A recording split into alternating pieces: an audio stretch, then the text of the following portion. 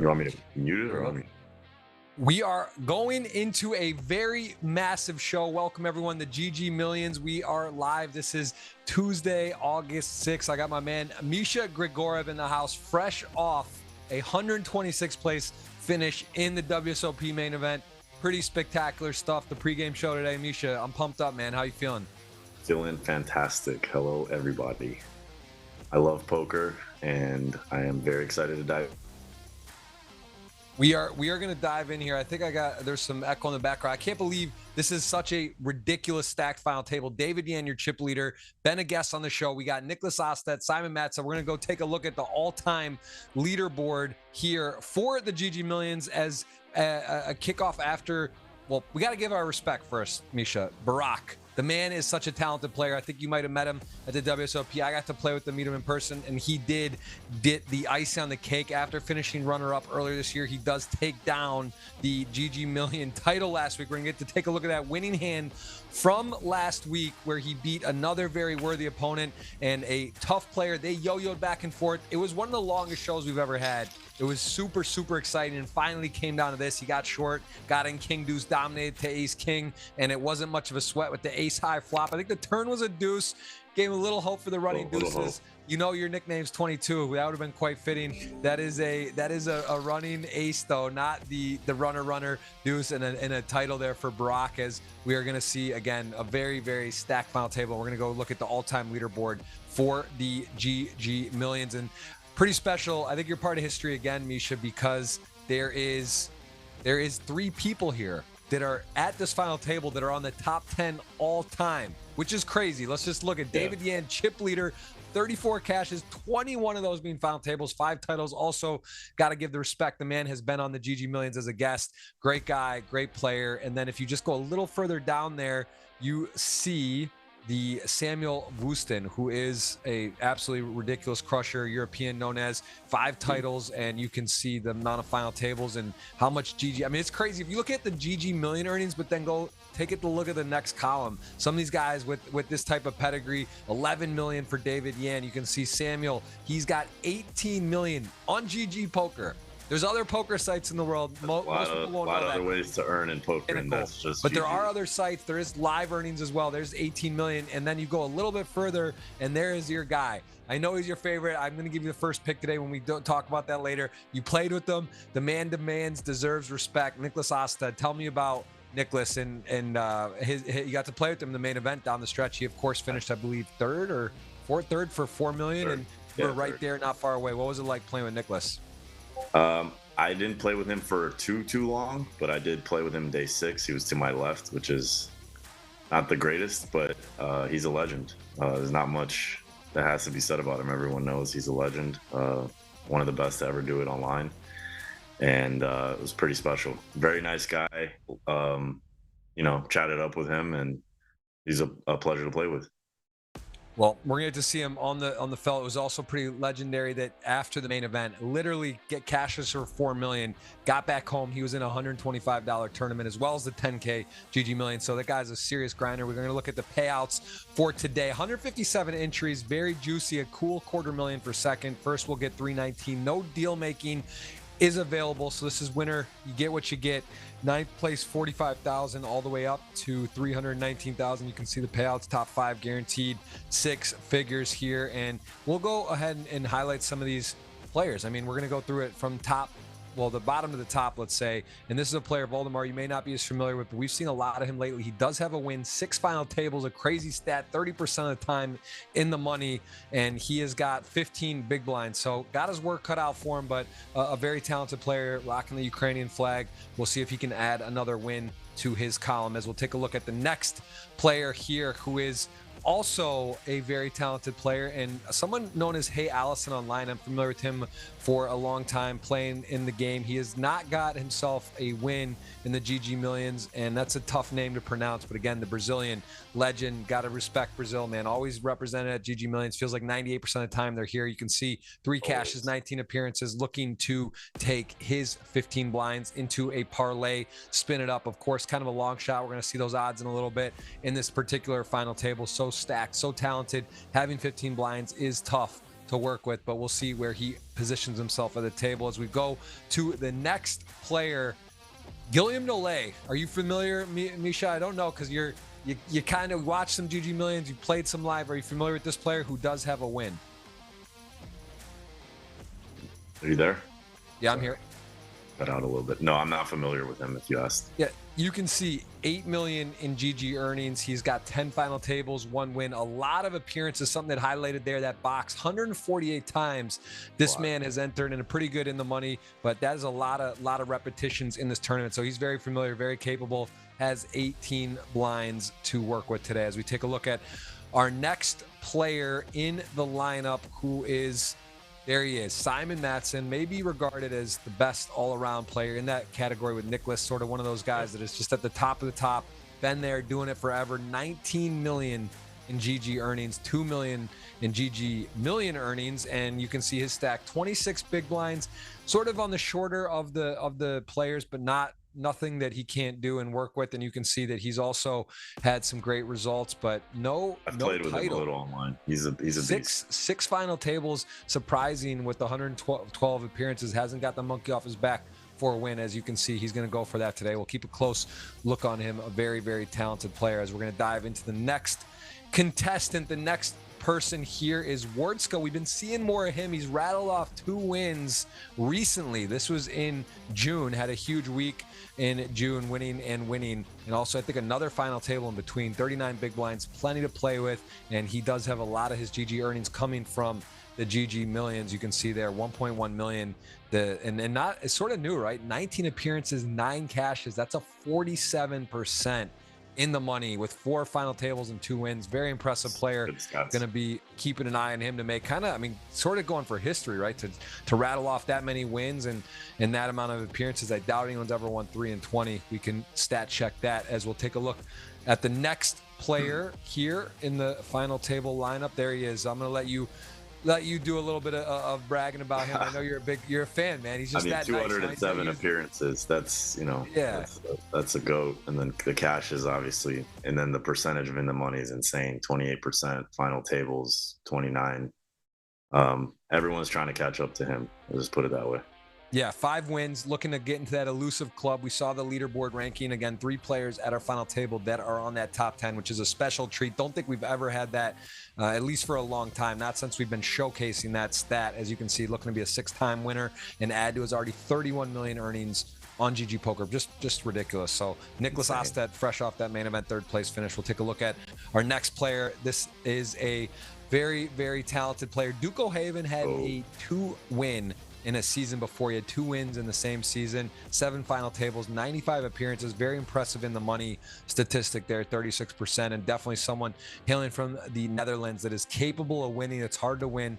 We'll take a look at in a bit the pricing of the players with the final table. And again, someone you gotta it's hard to win. Let's see if he can actually knock down another win today. Duke O'Haven, one of your top stacks, as we'll go ahead and look at another player, very talented, our next player in the final table, NN28. This is someone who is, you got to give him the wild card. He's got 0 GGMillion earnings. He's in 2nd, and he has 610,000. So he's played before, right? But no entries on GGMillion, and he has got 82 blinds in a really powerful position. I think, Misha, we're going to get a treat and get to see one of the hands he played leading up to the final table. Let's take a look here as we get him on the button. Stacks are still pretty short, so this is relatively early in the tournament as we see a couple legends in the blinds there. And you can see Nicholas, he's got a green name. He's got the respect, the color coordinated name. They just kind of, I think he won a competition on GG to get that, but he is, again, he's got that green tag, 4K blinds, 9-10 suited, pretty standard stuff to be opening here. So he does go for the min raise, and you may not recognize that very hard name to pronunciate, but Yuri in the small blind, also I believe a 5-time World Series of Poker bracelet winner. He's got some crazy stats on GG, and he is going to flat as we get to see a flop. So tell me here, Misha, 10-10-3, 2 spades, you got very small, suited, 25% probably. Okay, so you like a small bet. Let's see what he goes with. 55K in the middle. He is going to go for 18,000. So, and the blinds will probably be check raising a lot of hands here. Yeah, definitely reasonable. I mean, Yuri's got a pretty strong range, flatting the small blind. Again, weighted a lot of suited broadways, low mid pairs, and he does go for that. Looks like you're in tune to the positions, and then the 9 of diamonds arrives. Nice card. Has the actual stone cold best possible hand at the moment. Beats now ace 10, pocket threes. In case he was cooler, he now has the stone cold nuts. What do you think here when, I guess, Yuri will take the lead in the hand? He's got the lead with the check raise. Let's see if he's gonna fire or check. He does go about half pot here. What's your call? What's your play? Just standard call. Nothing else to do. Calls, and the river is a jack, so the 9-10, close to the nuts, not quite the nuts. Jack 10 would be now, or jacks, unlikely, but let's see. Stacked pot ratio, a very trivial. Looks like Yuri's probably going to fall through here. There are some missed draws, but let's see what Yuri does with he does put them all in, and nothing to think about here. Calls. Ooh, Yuri does backdoor into the nuts straight. Board paired. It was relevant.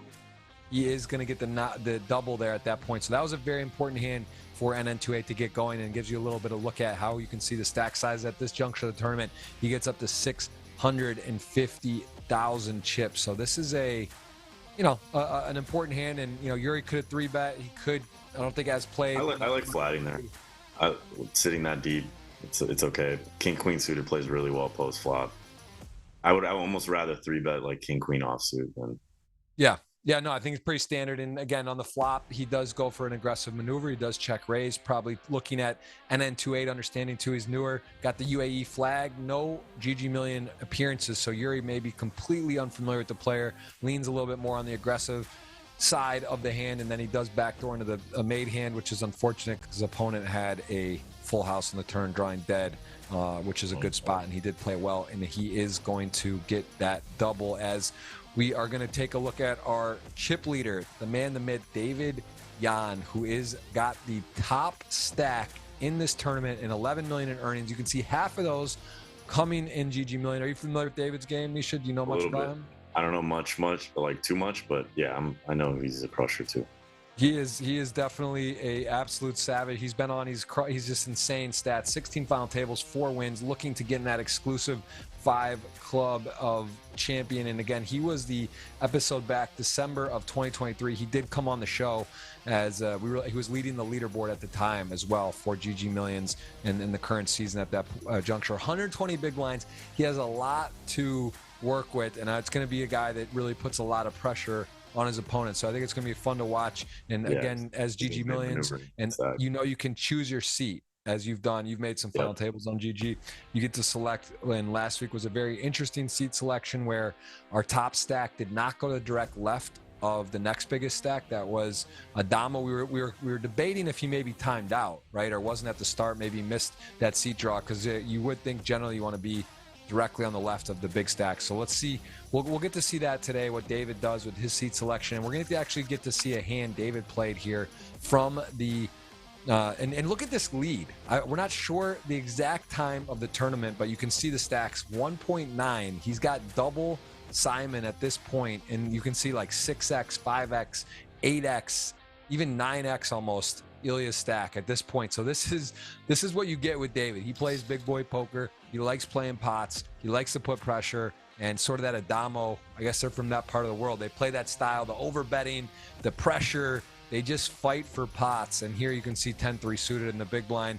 See if there's any other one involved, but we know we're going to get to see him at least continue in the hand. What do you like here against a short stack? I would say his range is actually pretty strong. 14, 15 bigs under the gun into the chip leader. Knowing he's going to be defending probably pretty wide.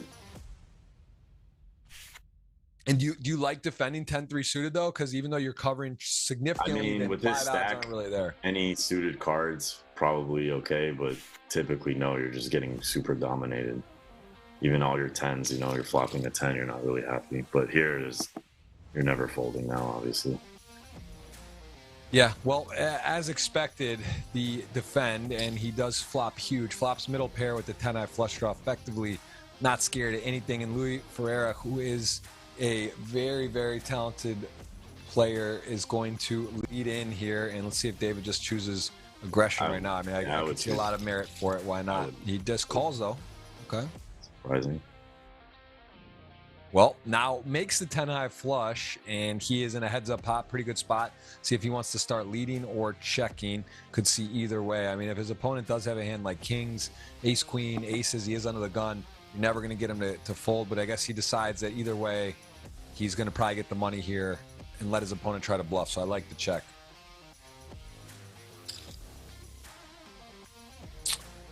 Okay, 66,000. Tell me pros and cons, call or raise here, Misha.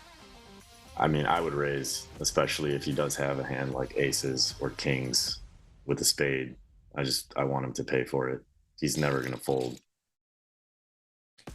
Right. Yeah, there is also I like that makes sense. David, though, he goes with the call and has his reasons. And I think also just understanding his range in the big blind. He's going to have 7x. He's going to have 10x. So there is the other side of that where there are hands like ace jack or ace king with one spade that might barrel off. And then a hand like kings or something strong here is probably still going to go for value. So I like this. It shows us a different level, a different layer. And he does go ahead and just he obviously does lose to a few hands too, right? There is that side of it. Sure. So his opponent, 100%. His opponent goes big. And now tell me this, Misha, when you see a player, you have a made hand, he leaves 11,000. Are you putting him in for the rest, or are you going to just call him then if you're beat? No, I'm putting him in for the rest. I'm 100%. I've seen this way too much online. I don't want to give it up too much, but yeah, this is something that I've seen a lot. Well, there you go. He had the kings. It makes sense. You're going to get the value. You probably would have got it anyway, right, on the turn and charged him as played.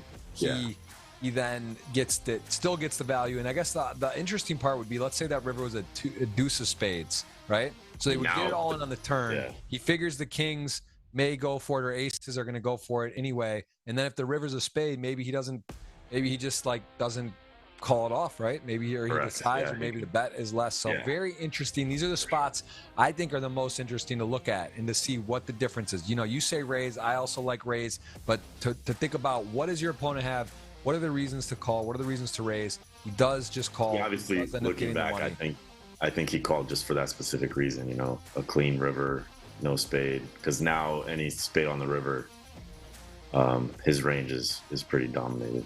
You're not happy to see it. Right. Well, and the other side is that if he's got ace jack, as I said, or ace king off, right, with the spade. Let's say he had the ace king off with one spade, not kings.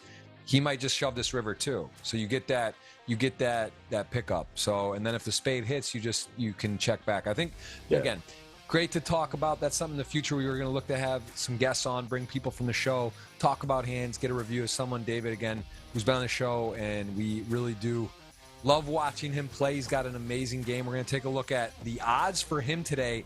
A big favorite to win. You can see there, odds to win. You got to lay a nice price to get David with the experience, with the chip lead, 120 blinds. And as we're going to do customary, we make the audience, it's going to be a $50 or $100 ticket for them for a GG, depending on if you win or I win. I'm going to let you pick first. We can throw a dinner on it, a competition, you and I. We can throw Jish, Antonio in. If we can treat him. The loser has to treat Antonio. We'll bring him along as well.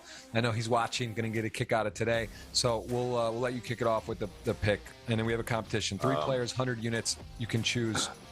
My first pick is definitely not going to be just the chip leader. I'm just going to have to go with Nicholas Alstead, I just think I got to go with him. I got to pick him. So that's my number one. All right, we are going to, let's see, we're gonna have to combat that. I'm gonna take the chip leader. I'm gonna bet 35 of my 100 on David Yan. He is. I didn't say the units. 75 units on him for me. You had 75 on Nicholas, right? Just go heavy for the guy I want to win. So. All right, second pick. Who's your second pick? I'll go 15 units on NN28, the unknown. Okay, so that is all right. You're taking the second guy. I'm gonna go with Duco Haven. He's shown me he can close. Nice the guy pick. Just seems, he's gotten there. He's won back to back before. He's got a nice stack, 55 big blinds. I'm gonna take Duco, and I am going to put 35 on him as well. So for my second pick, Duco.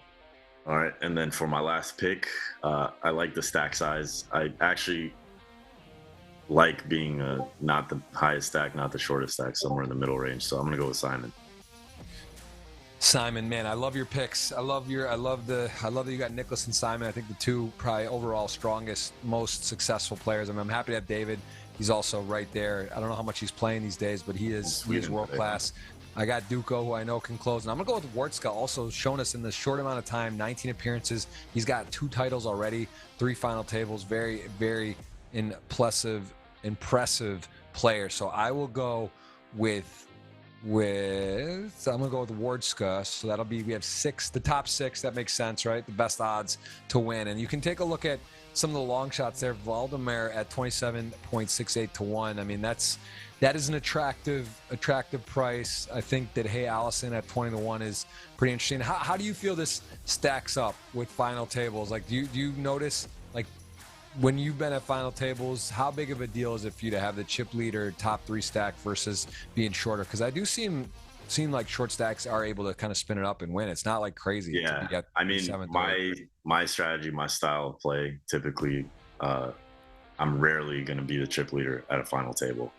I'm typically somewhere in the middle or even in, the bottom half, and I'm totally fine. I'm comfortable in that range of having that stack size. So I guess it's more of what you're comfortable with. Obviously, it's nice to have the chip lead because you can put a lot of pressure on people. But middling stacks, you still have, look at 46 BBs, 39 BBs. Like, these guys are still going to be able to put a lot of pressure on people. So they're playing for a lot of money. Yeah, the seat draw is huge, and of course there is an advantage, and that's part of what GG does is they do a draft. Like, so you can literally select your seat. It goes from the bottom to the top. So there is some strategy and skill in that, and it's interesting that's not always to just go to the left of the next biggest stack. And there's some, if you're in the shorter stack, you can kind of predict a bit or try to and remember, some of these guys have played with each other for a while, so they know each other's tendencies, and they might have some tells on each other. So they're definitely picking on purpose. For sure. Well, I'm going to draw. So I have a $50 ticket that is now up. That is on Twitter. You guys can go to Jeff Gross Poker, the pinned tweet. And also, I'm going to drop the link in the chat. There is a $100 GGPoker ticket giveaway. Misha, if you haven't done it yet, I don't know if you saw this. Did you check it out on GGPoker? You can go and you can guess the order of the top 3. So it doesn't have to be perfect, but if you get the final 3 contestants, there's going to be the person who guesses that order first will be awarded. So that is going to be something. I got to do that myself. I'm actually going, and there's some other pretty big news. All right, let me do this. Let me retweet this as I'm here. And your audience, I invite you, take a second and go ahead, and I'm going to do this real quick. I'm going to say, do you see it, Misha? You see it on Twitter? I do not. To be honest, go to GGPoker, I think it's the 3rd or 4th tweet down. I've never used Twitter. Oh, David, Nicholas. Actually, though, it's a lot of people. I'm gonna throw in a curveball. I'm gonna go with Wardska. I just got a feeling about him today. All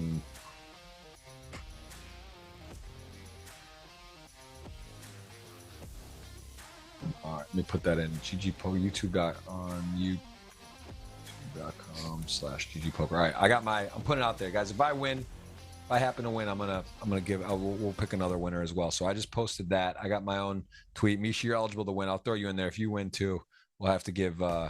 If I win, you could just give mine to one of the contestants, someone watching. That's very generous of you. We're gonna see here. Let me get this on here. All right, I'm getting you guys here. I'm just looking at I'm gonna get the links put up for you guys. Here we go. $50.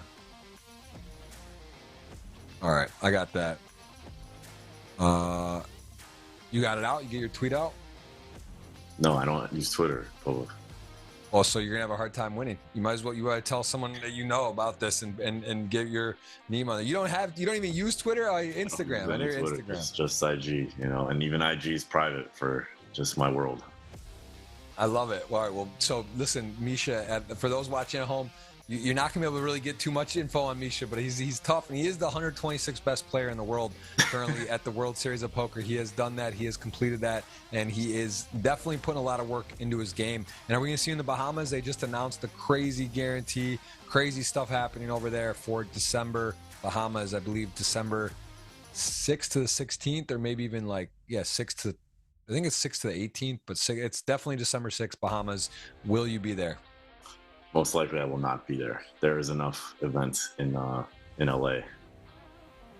You know what? I love the honesty. We're trying to hype up GG. We're trying to hype. Oh, I get it.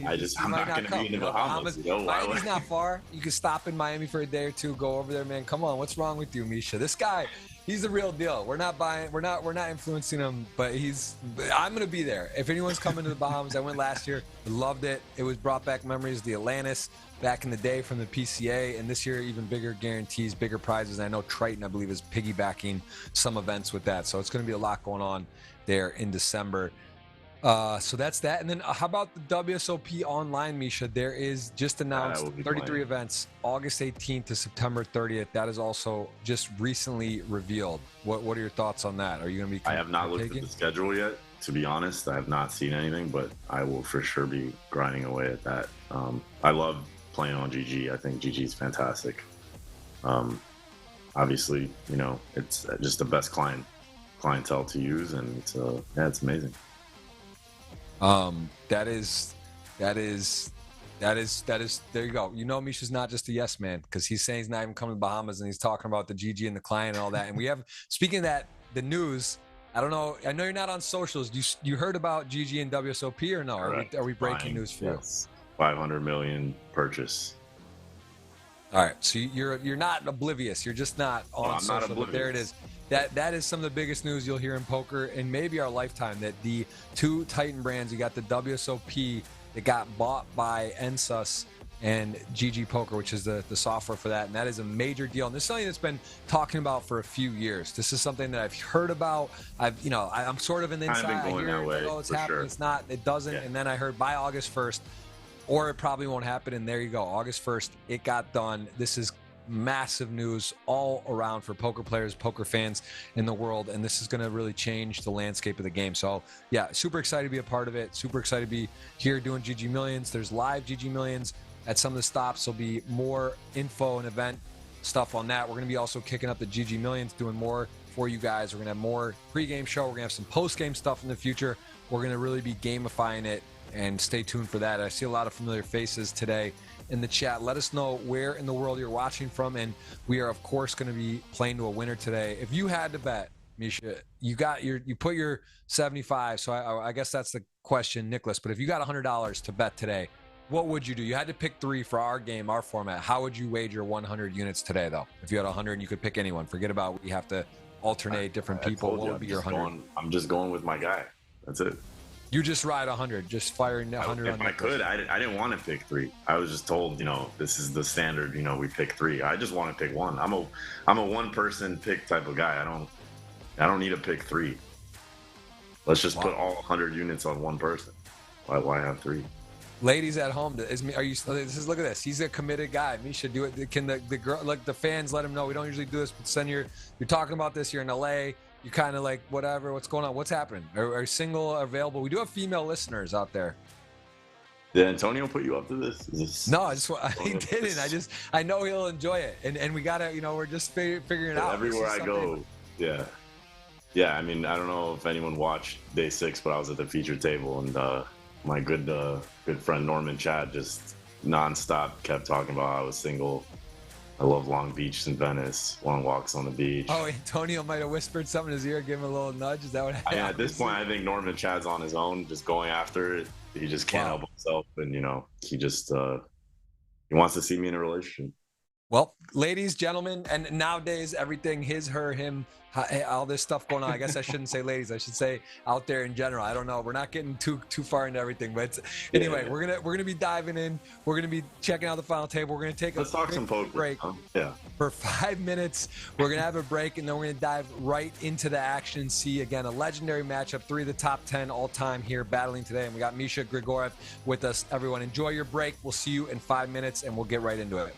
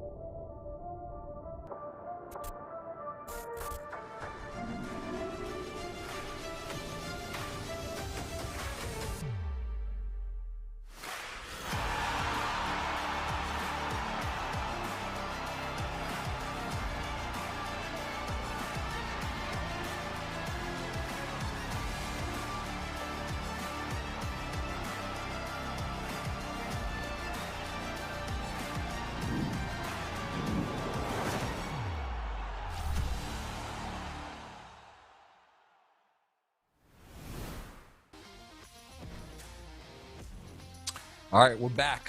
Fresh off the pregame. We've already run through the players. We've seen what's going on today. We got the 3 of the 10 all time at this final table. They see who's going to come away at top. And again, Misha Grigorev in the building here. 1,570,000 in the prize pool. 319 to first. Second going to get $250,000. Ninth gets 45,000. That's 4.5 buy-ins. It is a no deal making final table, so the final 9 are going to play whatever place they get. That's what they will receive. And the short stack, 2 15 blind stacks. Gilliam short 17. David Yan 120 big blinds. A very dominant lead he has got for himself, as we're going to see if he can finish and get his 5th title. We'll take you right into the action, and we're going to kick it off here with the Wardska under the gun, 8-10 off. We'll put it in the bin, as again, multiple giveaways for you. Nicholas Ostad holding the button there. He has got himself the name in green. Man just demands respect, and there it is. 2 of the best to ever do it side by side. Nicholas taking direct position on Simon. And interesting here again, though, we got David Yan, who decides with the seat. He is going to put those Swedish players, the talented, very dangerous players, direct to his left, but he does have position on Duco and NN28. So a bit of strategy here, as he could have even gone maybe to the left of Nicholas, but he does decide to go with that. And Gilliam hit first hand. Misha, we got an all in. Jax is going to call. Huge pot, wow. Huge landscape shift potentially here. Jack's ahead to ace queen off. He is in the lead. Ace on the turn. Simon gets spiked. Nole to the river. He is going to go ahead and win that flip and leave Simon very short. And we are off to fireworks right off the That's what I'm talking about with the little stacks, you know, 17 bigs or 16 bigs. You win a flip and boom. Yeah, and I mean, again, Simon on very short stack, but again, still has some chips. I mean, he's got, what, eight blinds exactly. So it's not good, but not out. And Gilliam going to get a very nice starter here, as we see Hey Allison, known as online there. Flat, the small blind, and a reasonable hand there. King, queen suited. Wardska not going super big. Does kick it up, as 8-9 off is, you know, one of those hands that he likes. Doesn't want to necessarily fold right away, does continue for that price, as he is going to be out of position and neither player hitting the flop. Much better flop for king, queen suited, though, being in that position. Are you surprised with the 8-9 limp call there with his stack? Or no, do you think that... no, I think that's fine. You don't really want to be just folding. Yep, he is, again, risk premium pretty low, as he is the sort of one of the 3 really short stacks and sort of in the middle there of Simon.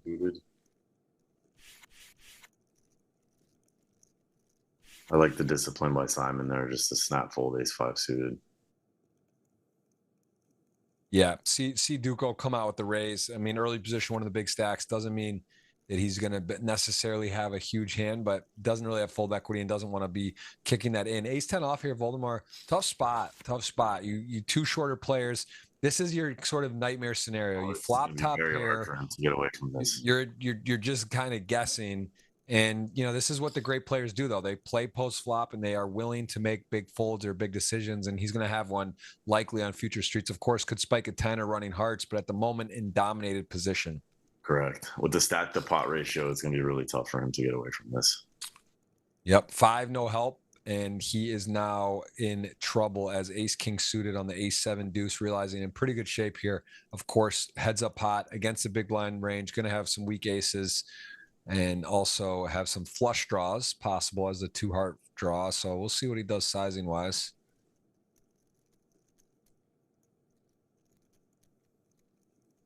Yeah, I mean, one card to come, realizing you're either miles ahead or somehow behind. He does go for 157, and he does, you know, tough spot here. Fold more. You can't really fold, can you? And then on the river, though, are you going to call? I mean, this is where you're making your decision right here for him. So he's thinking right now, because if he calls this, he's never folding. So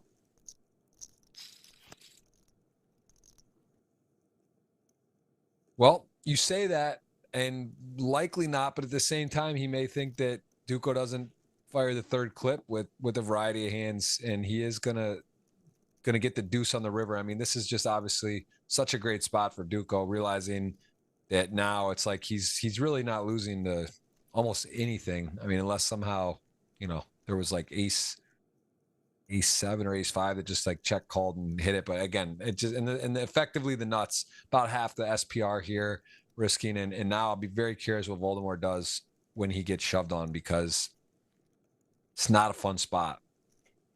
No, these are those spots you hate, actually. Flopping top pair, decent kicker.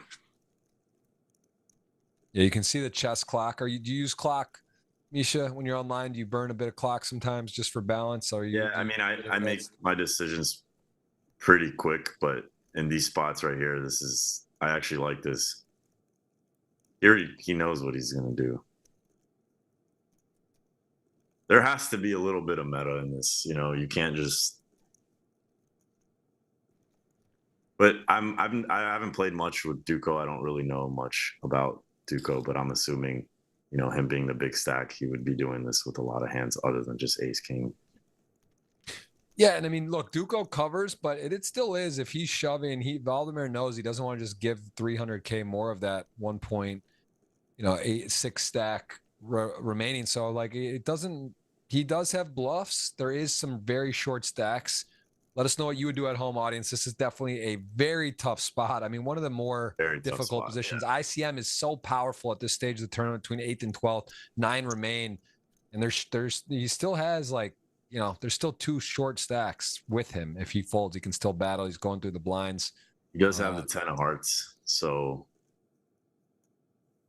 it's 1 less heart that maybe Duco can have. Yeah, I mean, these are the difference, the nuances in the game where he does call. Yeah, just says it's really too much hard. Hand. The guy's capable. He makes the call. Blame can't him. Blame him. You really can't. There you can see an impressive resume for Voldemort, especially in the GGMillions, and he is going to go out in 9th place. When so we saw a double, and we saw you're defending ace 10, and you're flopping an ace, and you get that run out. It's really tough to fold. And like I said, on the turn, when you're calling that big of a bet, you're almost committing yourself right then and there. Otherwise, if you think you're beat, you should just fold on the turn, which would be very difficult in that spot. So I don't blame him. Yeah, very interesting hand. So far, we got off to a really fast start. Seen some big action here as we're going to go and let us know. We're getting in the chat asking about GGPoker in India. I mean, GGPoker coming worldwide. We got WSOP. We were just talking about the pregame show. Was bought by GGPoker WSOP. So pretty big news in the poker world as we are here in another GGMillion as we see here a little gut shot. You could go for a check raise here.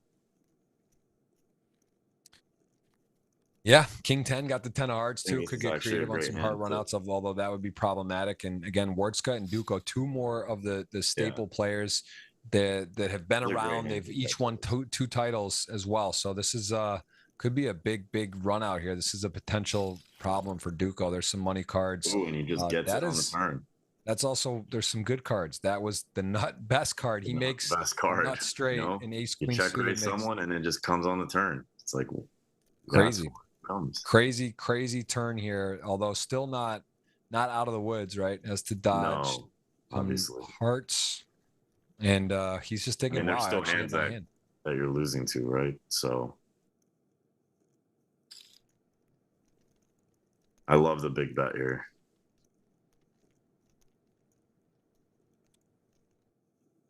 Yeah, I mean, there's also a lot of pressure, and he can't fold, so you're gonna get a lot of value right here. Yeah, this is and then it just tables turn. It's a heavyweight fight here, guys. Sick. This is a sick hand. This is very sick. He was ace queen suited, the best hand, then the not best hand, then the best hand. Now is got the best hand. So this has been some flip flop situations here. And Duco, yeah, I mean 1.2 in the middle. Again, he has the 10 of hearts. All of it. That's 1 less heart that Wardska can have. I wouldn't be surprised to see a jam here. Yeah, I mean, if you jam, you can't fault him because like there's so many hands he could get value with, right? The ace, Jack X. Jack. You Queen know, X, Queen King, Ace Queen. correct. What does Queen King do? What does Ace Queen do? That isn't the nut flush. Ace Queen, the heart. So like, I mean, it's going to be hard for him to get away from it, and he might just. You're right. He might just rip it. I mean, you check raise a gutter on the flop. You get there on the turn. Stack to pot ratio. Yeah, everything does change, you know, per final table. So, and again, these guys could have some history together that could alter this hand a little bit, but in general, I wouldn't be surprised to see a rip. Yeah, Duco really using this chess clock. I mean, he's sort of had both time in his mind made hands. This is another made hand. Ace King suited on that particular board was effectively the nuts. Here, he thinks he's got the best hand. There are considerations with the board pair and the flush draw that he's beat. So it's not. This is a little less. Yeah, obvious. it's not He's a slam dunk for sure. Yeah, he's definitely thinking about it. Man, he's really uses clock. Words. Yeah, I mean, yep. Yeah, I figured that would happen. Wow, what a big hand. That is a monster hand. Six spot. Can't blame him there. That was your guy you picked, right? Wardska, you had him? I do have Wardska. I just believe the guy's just got ridiculous results. He kind of came out of nowhere. He's on fire, and that is looking good. The audience for $100 ticket. This is a fast start today. We've seen some big pots, and we do have a new. Is it chip lead second stack? We got a little shuffling. These are very interesting hands. Even this hand here, you know. That is again another massive flop. I guess there is a possible flush draw there, so it's not quite as nice with the 8-6 suited. But David Yan, certainly a very creative player, is going to feel pretty good to have a draw that he's drawing in the nuts on. I mean, even though the 9 though is not right, that would make even the not the nut straight. Yeah. So his hand's sort of shrinking up a little bit here. I think he just folds here. I mean,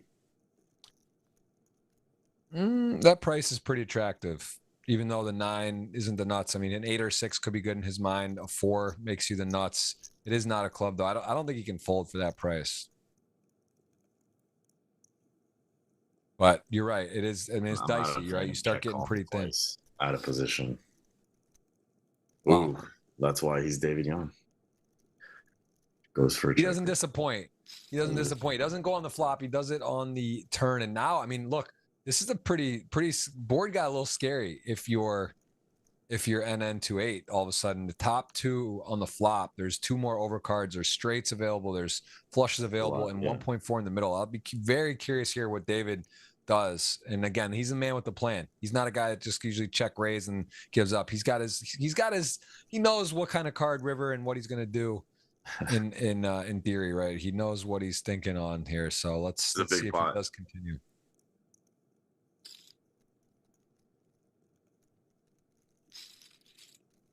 Yep. Wow.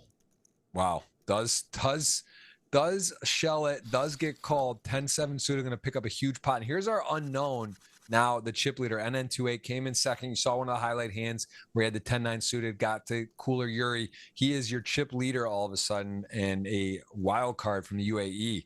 Someone we have not seen before on the GGMillions. Got to pick the unknowns.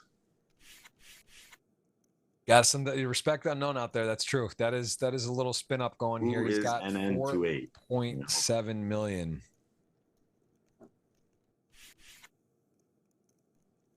Well, this is definitely the fastest start we've had in a show. This has been the most action. We've seen chips flying. Every hand has been interesting. And here we go. King 3 is going to be a all in. It gets the money in. Deuces to King 3 off. Standard.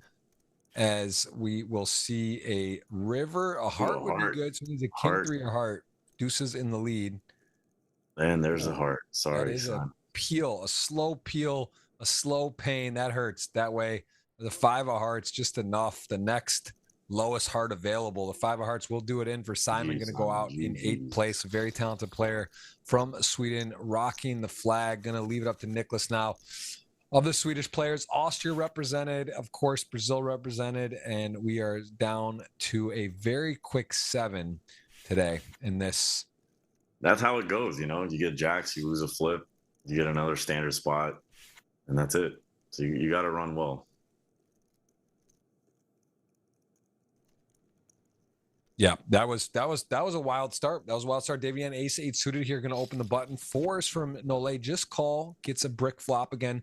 Pros and cons to raise or not. I mean, you know, it's pretty standard to call here, but you are going to face, again, against an aggressive, difficult, tough, capable opponent. If you don't hit a set, it's going to be hard to win the pot. Starts out with a very small bet, 20%. Just call here. I don't think we can be just giving up.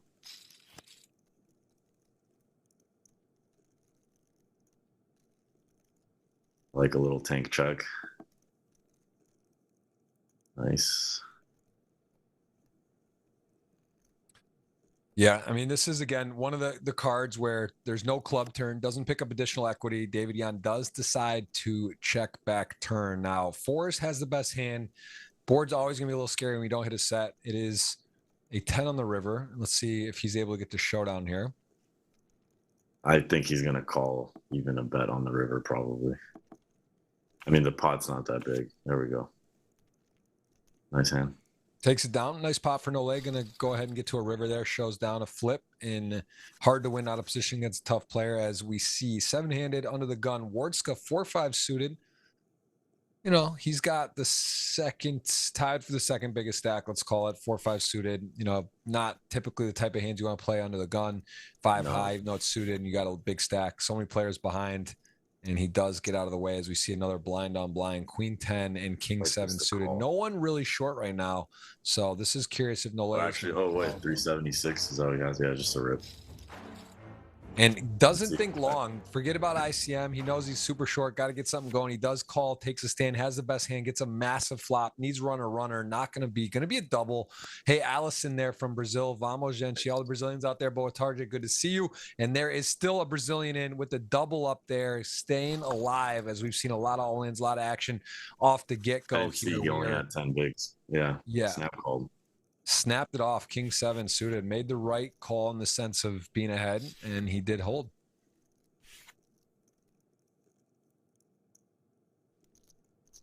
What are you most excited about now that you get into PLO a little bit, Misha? You liking you're more in the limit? You like the mystery? Yeah, I've been playing. Favorite? I mean, tournaments are always going to be my favorite. I really enjoy the competition, the strategy, the nuances between it. I love the grind of it, but the cash games are a lot of fun. Ooh, look at this. King 2, little 2-pair. Yeah, had the best hand on the flop. Knows now going to be super good shape against so many hands. And Nicholas, who has 8s with a club, does see the turn. I mean, shouldn't, in his mind, that shouldn't do much. And this goes for a big old bet. Goes for a big bet. Was it 2x? Really putting Nicholas to a decision. Easy fold for him. Snap. So the interesting part about that bet, when he turns the 2-pair top and bottom, little missionary action, would he do that? What's his balance with bluffs, right? Does he have some combo draws there? Is that what he's going to do? He's going to play the big bet size strategy. And of course, these are very talented players. They do have balance. So it's always fun to see when they don't have it as well. There he was going for value. And again, and also really a tough spot if you're Nicholas. It puts Nicholas in a spot. Oh, wow. Nice. You know, if Nicholas is checking back some strong kings, if he ever does, that puts him on a tough spot. Whoa. Calls off, going for big pots, ace 8 suited to 3s. Fair fight. Whoa, more outs on the river. Needs a queen, ace 8, or 3s are going to hold up, 1 to come. And that is a 10. Not going to do it. Pocket 3s. And then 2-8 is running. He is absolutely wheeling and dealing here into the chip lead with over 5 million. We are 6-handed. If you guys are tuning in, girls, welcome in. That is a quick start. Appreciate you hitting the thumbs up. We got the giveaway on my Twitter, Jeff Gross Poker, pinned. $50 tweet, GGPoker, $100 giveaway available. You can guess the top 3, and you got to hurry because it's already moving down. We got 6 remaining from 9, and we are about 25 minutes into the show. So unreal. That was nuts. That was, how many bigs did he have? Like 20 something bigs, 22 bigs or something. I'm not a fan of that, to be honest. I think you need to take a little bit more time and actually think I don't like just snapping off. Well, and then 2-8 showing us he's willing to play. He's not just going to pedal. He's ripping threes. He's 3-betting ace-10 suited. Gilliam, of course, with the tier 1 ace-king suited. Not going to get through here, but let's see if he is just going to click or shove. I think at this stack depth, definitely shoving's fine. He could also induce. He does induce. Like that. Allow your opponent to make a mistake.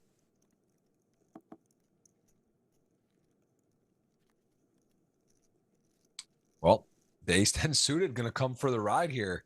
Misha, a little unconventional. Does go for appeal. Going to get in some tough spots. I mean, here, ace-10 suited, both players miss, but stack to pot ratio, I think as played, Nole kind of willing to roll the dice on whatever happens if he does get flatted. I mean, this is definitely like a moderate flop, right? You don't love it. You know you're losing to some mid pairs. The flat is unconventional with a lot of hands, so he is going to go ahead and bet small. Pretty inviting. Yeah. In a 4-bet pot, you can bet really small on the flop, like 10%. Oh my goodness!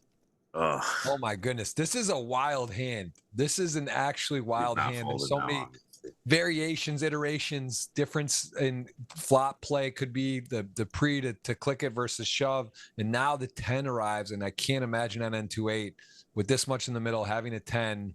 That's a pretty good card for him in his mind. He's still losing to obviously value. These guys know they're out of FT here. They're just everyone's just getting knocked out. This is action.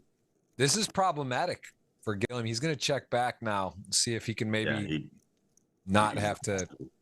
Because I mean, if he gets put in now, it's not very attractive. You beat ace queen suited, ace queen off, ace queen suited, queen king suited. You lose to all pairs, jack X, 10X. He does check. So the good news for him is probably going to just check back in this juncture. I don't think he's going to try to turn this into a bluff. He won't. And that is going to be a big hit to his stack as NN28 is just on the rise. I really like his play there. That was very good. Yeah. Regardless of how it turned out, I like it.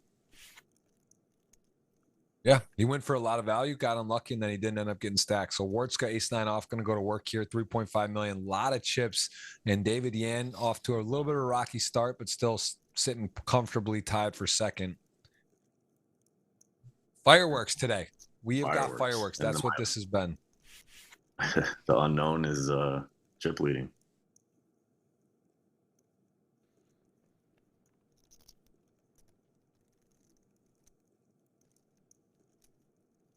David Yan gonna defend here.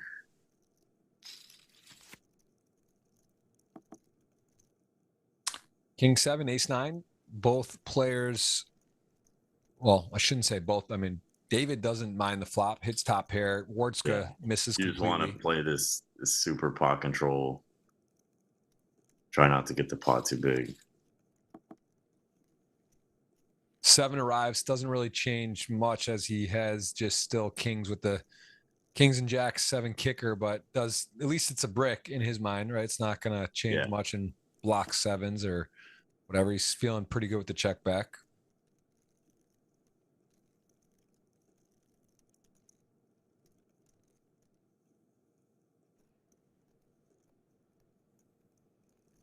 Imagine maybe goes for a little block bet.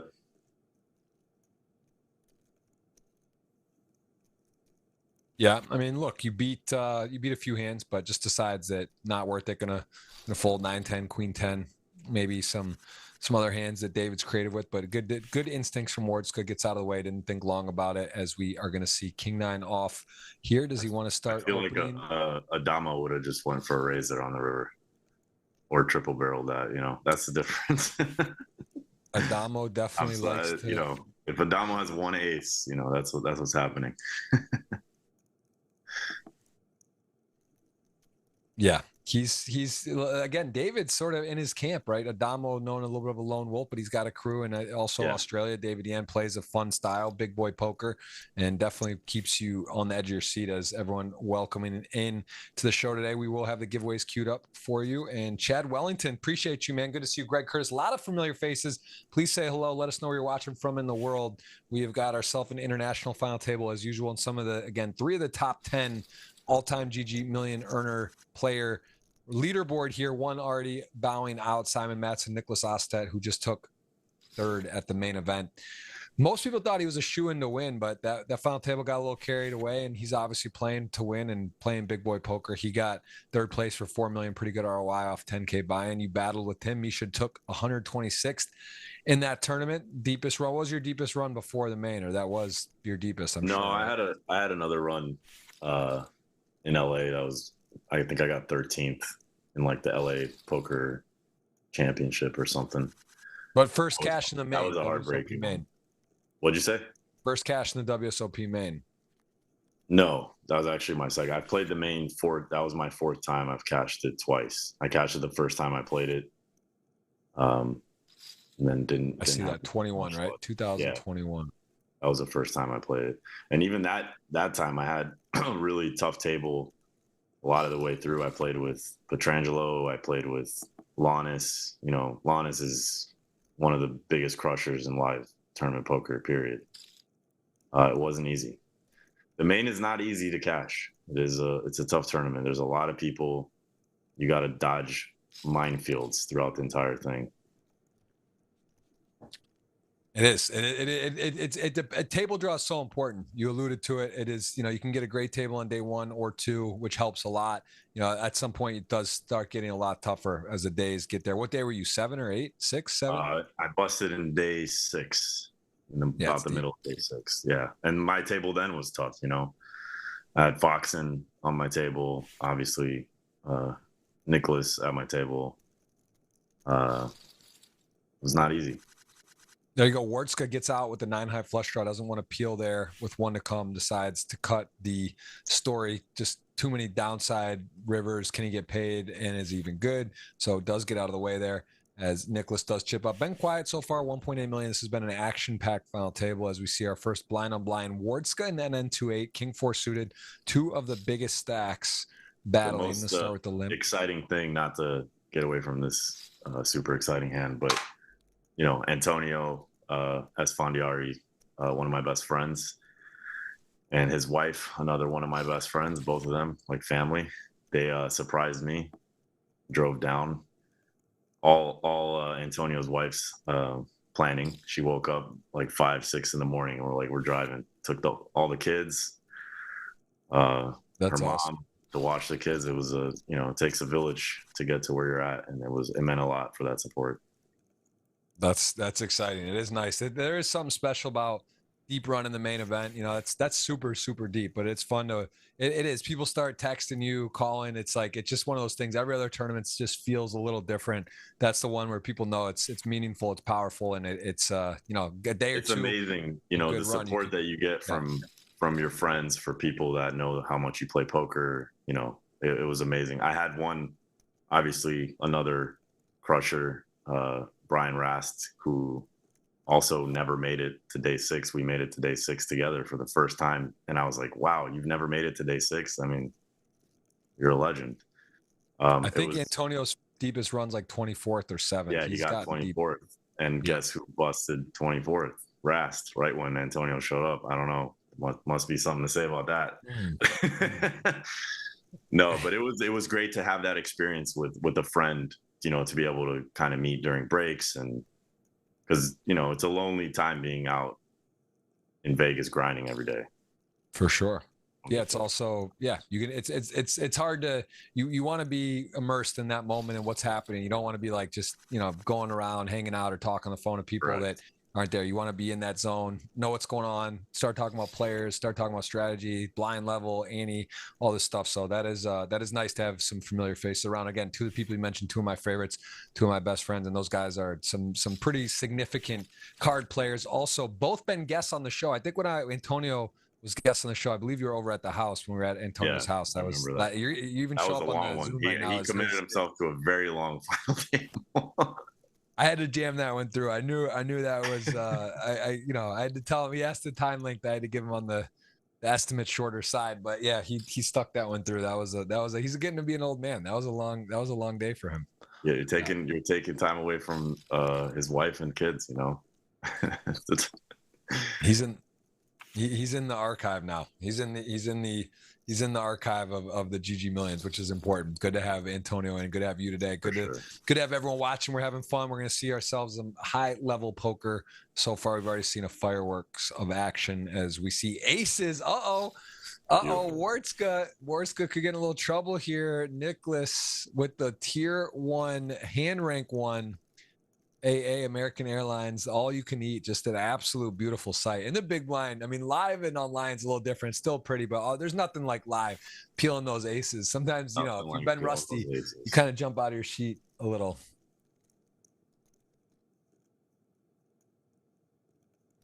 Curious to see what sizing he goes to. That's, when you're watching these guys, you really want to pay attention to what sizings they're using. Obviously, most of these guys are really studying. I like it.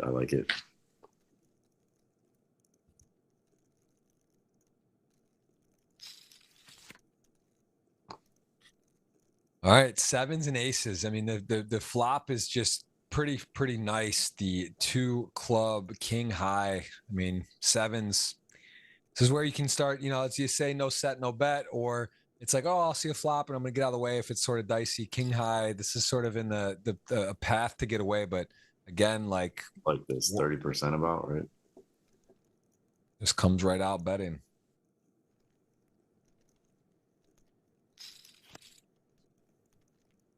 What a turn. Beautiful turn. You're just loving life right now. Yeah, it's great. You kind of lock up the hand. I mean, obviously there's some potential, not many flush draw options with how played and what he could have, but the ace does seal the deal in case you were against eights. He's had sevens. He could have eights, I guess, as played, but really, the one downside is you're going to kill the action against some speculative hands. I actually love the check here. I was thinking this would be a great card to check because you're just dominating everything. I mean, what can he have here?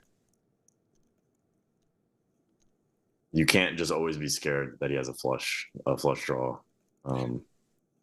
Well, it's very unlikely he has a flush draw considering that you have aces. Like what's is great. You allow pot, just allow your opponent to kind of hang himself. Otherwise, you would have bet he would have just folded.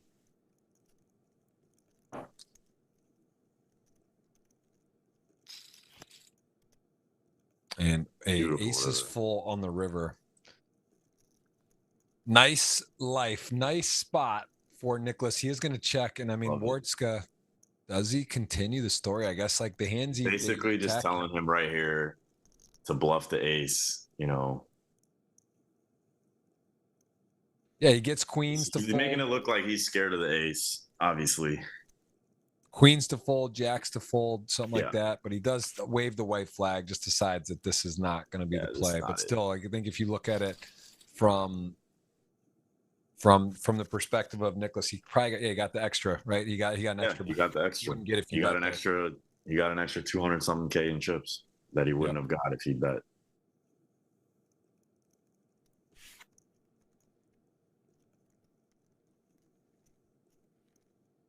Yep. Well, Duco, 2 6s folds to him. Good news for him knowing. No.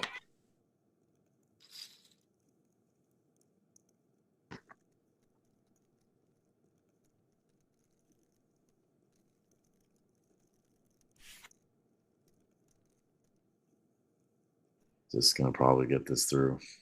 Yep, no one's gonna do anything here. 5-4 offsuit is definitely not gonna be.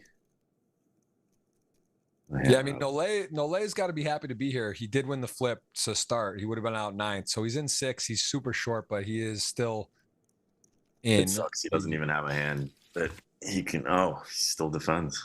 I don't like defending these types of hands that short. I just would pick a better spot. Well, the bad news too here is he does nip it. Now and he flop to 5.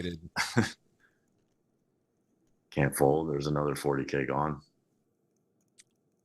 I mean, I don't think he's going to be able to get away from this almost no matter what at this point. He's definitely calling if he's not even could potentially just decide there's a lot out there and, I'm doing pretty well hitting the 5 and scared. I just like he's in trouble now. He is in a lot of trouble here. So he is even going to go ahead and check raise.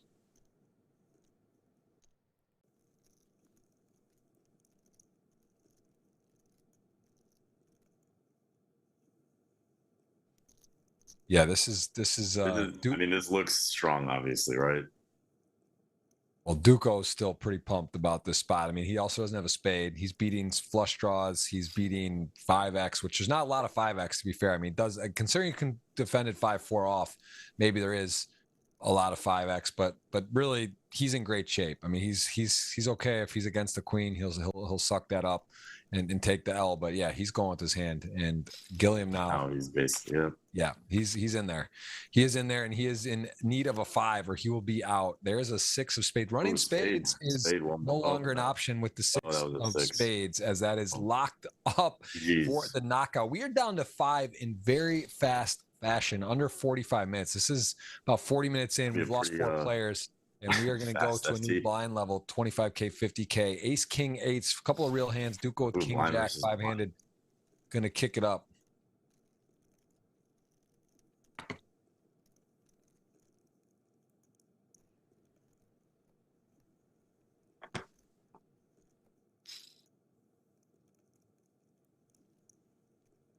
Eights and ace king. So eights flat. Ace king is going to be playing here. Pretty nice spot here. 5-handed. Just going to kick up a big bet. Duco going to get out of the way. Wardska, this is a little less comfortable because it's, you know, you're actually kind of at your top of your flatting range. It's not a trap. So this is like big price here and kind of interesting stack sides everywhere. He is in the next shortest behind Duco.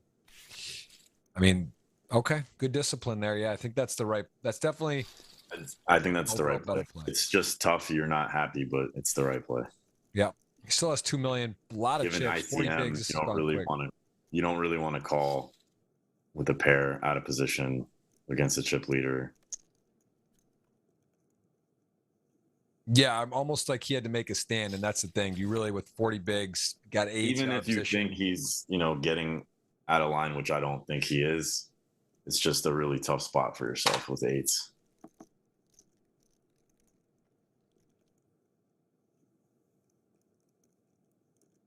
Yeah, queen 4 suited, king 3. Both players not loving the board here. King high in the lead. And then 2-8 with a cool 7 million on the dot as it stands in this pot as well. Queen 4 suited are going to get out of the way. King 3 going to just pick that up. David Yan still 3.7, was chip leader. Still in second healthily. And Nicholas now finds his way to the final 5 as one of the kind of shorter stacks, sort of in the middle shorter, right? There's 1.3 for Duco.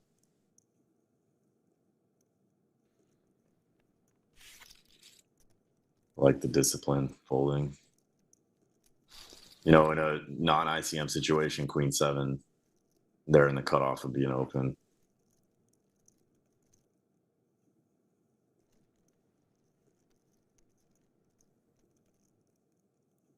King 10, the taxi cab, going to go ahead and raise it up. Wardska really showing us that he likes to play. He does open up a wide range. Duco with ace 3 suited, definitely a hand he could be aggressive with, although it doesn't have a ton of maneuverability. About 26, 27 big blinds. So we'll go for the small 3-bet. I was thinking, I love it. And picks it up. Nice recognition, nice hand selection, nice result. Anierton in the chat asking if Misha is the epic sunglasses guy. That's even the banner photo today is there. That is it. That's the white sunglasses. It's getting a lot of attention out there. I got those glasses for actually Antonio's brother's birthday party. It was an 80s themed party, and I went to a vintage store and got them. I never wear sunglasses when I play poker. So I thought, if I'm going to wear sunglasses, they have to be kind of ridiculous. I'm not just going to wear Ray-Bans. Nothing against Ray-Bans, but if I wear sunglasses, let's just make them fun. Yeah, you got to catch Jason. You got to get Strauss's attention. You need Strauss to be able to. You want him to be able to feel engaged with it. He took notice of it. Yeah, those are good glasses for sure. They were fun. Everyone had it. Everyone liked them throughout the main. They were definitely fun. That's awesome. You got to wear them when we do a podcast in the future. I got the studio built. It's officially built. It's done. There's been episodes being recorded here. Strauss, I think, is coming to Miami. We're going to have him on the show. Finks has been on. You know that, right? Yeah. Yep. I actually had to listen to the whole Finks podcast and I literally spent time giving a review on a piece of paper. That's awesome. Finks is Yep. big trajectory. We're always rooting for Finks. That's for sure. We got ourselves a 3-way pot. Everyone with something. 9 of diamonds. Not going to be competing much here, though. He's not going to be doing much. Chip lead. He could get curious. David Yan has the most equity in the hand. The ace good. The 10 of diamonds good. Nicholas with the top pair. Queen kicker has the lead and position. Multi-way pot. Probably not thrilled to make play a big one here. He does go ahead and put a bet out. Small. I like it, just trying to protect the king. Also put some pressure on hands like the 10 of diamonds, any other diamond hands. And the 9 on the turn. So now ace 10 open-ended with a 10-eye flush draw. Doesn't know that that's good. It happens to be good. Got a lot of outs versus the particular holding. Let's see if Nicholas going to slow down and then go to the side, or does he want to keep the lead? I would imagine, I would have thought he checks, but this is why he is, he really just feels comfortable where he's at, putting pressure on here. Sometimes the best defense is aggression, and he's putting on aggression. This is definitely one of the more interesting spots, I think. For sure. He's betting this big into this board with this action. Look at this, just takes it down. Nicholas Ostad. Love to have Nicholas on the show in the future. I know you said you were chatting with him before. Hey, Nicholas, if you're watching, hello. Congrats on your $4 million score. For you. Love to have you on. Pretty. I mean, there's one of those people like in poker, the small community, but everyone I know just speaks very highly of him. Not just that he's a great player. He honestly was such a nice guy during, the main, and he was very friendly.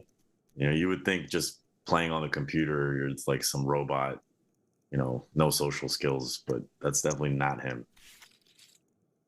I actually, interesting debate, want to bring up sort of in lieu of a statement he made, which maybe was the best quote I thought of the main event.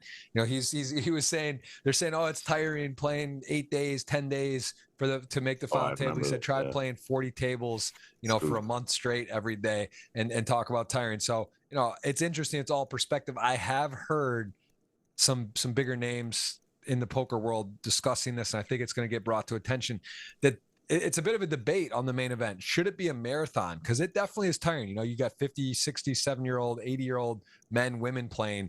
It's asking a lot for them to play for 12 days, 10 days to win the tournament. Should there be a pause? Should the days be slower? Should, when you hit the money, you get a day break? A half day, maybe a couple times. There is some real serious debate about this. Yeah, I'm curious.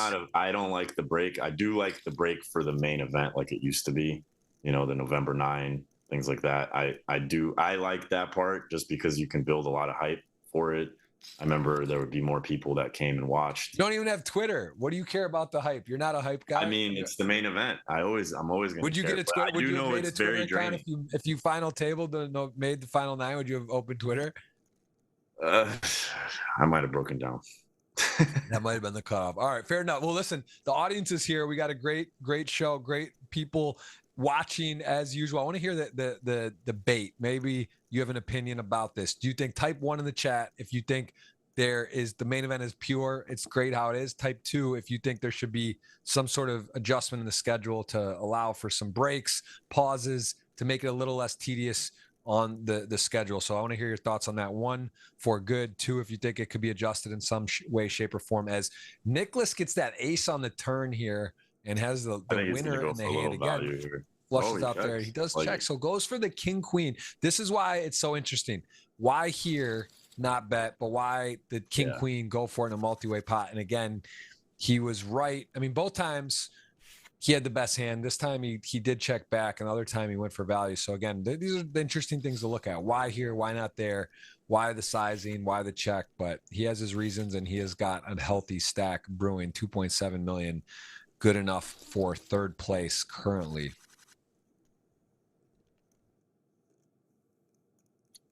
Ooh, this is a nice one. 10s. We'll see a king 6 defend here.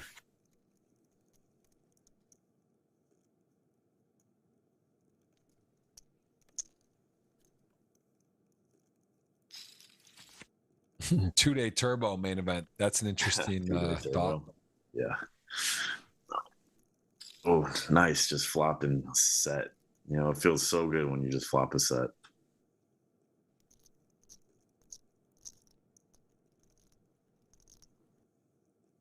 I will say after the series was completely over, I was mentally just drained. And that's why I give a lot of credit to Osted because he went back home and just grinded his first Sunday back. And I was like, wow, I was dead. I couldn't, I needed to just lay in bed, relax. I couldn't, I was mentally exhausted. That's the But a Patrick lot of Leonard the tournaments you don't hear Sunday about. You grind, you mentality. lose. You know, you're playing tournaments every day. You're busting a lot. You hope to go on one big run in the whole summer, even after it works out. But when it's all over and you go home, it's you're dead. Yeah, it's well. I mean, again, Patrick Leonard put a tweet out. I think he was playing the $125 event on GG, one of the big guarantees on Sunday, and that also in the 10K GGMillion. But he was, you know, that is to cash for 4 million, enter a $125 tournament is pretty special. I mean, you can say the whole "who loves it more" type thing, but I don't know. I mean, listen, By the you're way, playing do you 40. know Tonka? I Of played course. with him. Yeah, I played with him for the end of day 5, and I actually tried to get him to shave his beard. I was trying to get him a price to shave his beard. He named a price, and then he got nervous once I looked Hold on, let like me guess. Did he set a price and then he kind of took it off the table before he could yeah, and book then the it? rest of us were like, "Whoa, you must not be really making a lot of bets in life because you kind of just, you know, Well, you should." It I was think booked that almost. I have a thing. I think if he really thought about it, what his price would be, but I bet you he said something like 10 grand or 5 grand. Way lower. No He way. said like $1,500, and I was Oh my like, God. How did you hey. not snap him off? I mean, that's just I like, cause said I think you would hate 1,500. it. I pretty much it was gonna be a book because I was, and then he's like, "You're gonna get other people to chip in." I'm like, "What does that matter? You're gonna get 1,500." The poker world would have paid 1,500 to get him to Of shave his beard. course, he probably could. You could probably, yeah, you could get. I mean, I don't even know. Like, I don't think I've ever seen him without it. So yeah, maybe exactly. That's a great point. That's what it comes down to in these type of things because it is irrelevant. It's what you would do it for, not what you think you won't pay. Right? It's like, yeah, who Yeah, cares if where it comes from? If the correct. WSOP pays for it, 1,500 is 1,500. Comes whatever. But yeah, that's the lot and thinks. That's the lot and thinks A mentality. lot That's of one of the things. The greatest world games doesn't of know all how time. one thinks. And Well, then 2-8, putting the pressure on with 5-6 off. His yeah, and stack size right now is very significant. He could put a lot of pressure on this final table. he has been. To be fair, Yeah. he's been in the streets. He peeled the ace 10 suited, I believe a 4-bet. He's Jack 3-betting. 7, He's Jack putting 7 pressure suited on. earlier.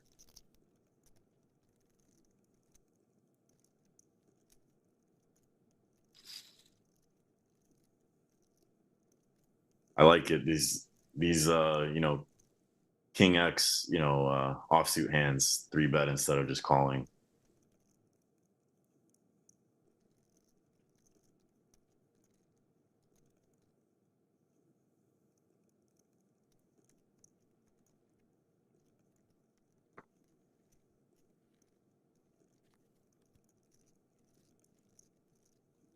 Yeah, Duco with a pretty, I mean, again, the shortest stack. He's got a big I hand just for the ripped spot. with him. I mean, I think 20 bigs. Yeah. Yeah, he's I think blind versus button, 20 bigs, pocket eights. It's a strong enough hand here. There's just so many cards you're gonna hate if you flat that you're not gonna be happy with. With one C bet, you're gonna be put in a really tough spot. Plus, Osted's probably good enough to be 3-betting, like this a little bit light. I mean, he's not folding. He's going with this. I just think he's shown Yeah, us he's the just time bank. yeah. Zuko uses his time bank. Yeah. He's a thinking player. We got ourselves a thinking player, folks.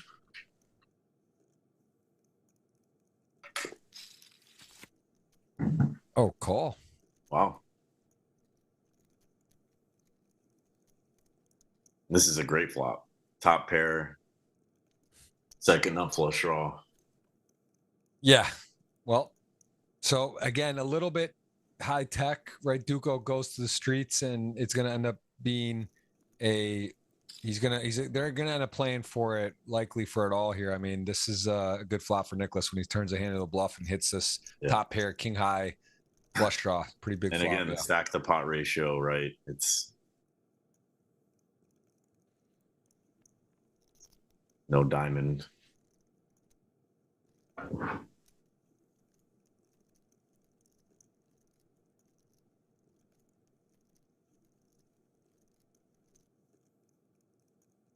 See what he decides to do here.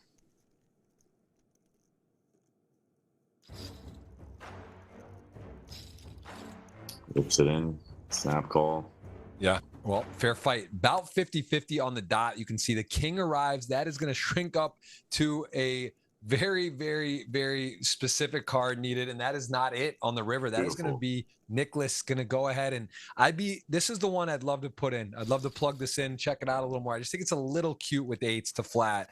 I mean, I guess in some respect you're trapping, right, in a way against a hand like that when he does have a bluff, but just feels a little too cute. I would love to look at that and talk about that one more. I think that's one I'm gonna have to note down and see. But yeah, that was very, very interesting, and a 3.7 million dangerous now. Second place, Nicholas here. Who do you have? I have David, you have Nicholas, I have Wardska, and you have NN. So 4 remain. We each have 2. Audience in for the $1,500. There's even some hands. There's even some really good hands that Aztec can have there that he's 3-betting that he will fold to a shove. So you have a lot of fold equity as well. So you're not only making him just fold out his really weak 3-bets, you're also making him fold out some decent hands too.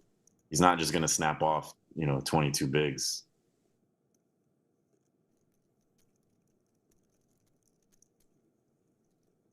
Yeah, I'm a little bit curious on that one.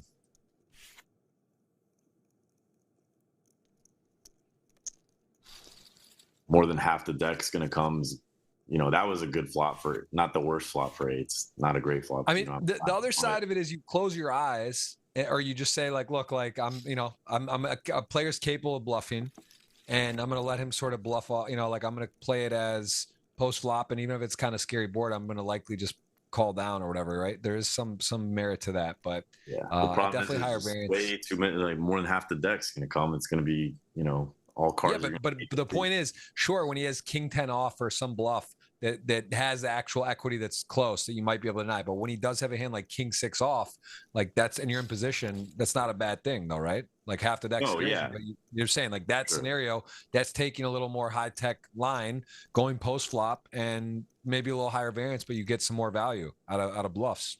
So, and if you're gonna flip, if he has ace queen off, right, or ace king or something like that, you're going to get it in anyway and flip. So yeah, I just rather make my decision right there pre-flop. But everyone has a style, Jeff. Everyone has a style. My style is to stick it in. I get it. I'm with you. I think that would have been the preferred play and the more the preferred method of going. I'm just saying when a player's capable and you play post flop, well, you can take a little bit higher variance line sometimes. Wow, he just clicked it on him? Min click it?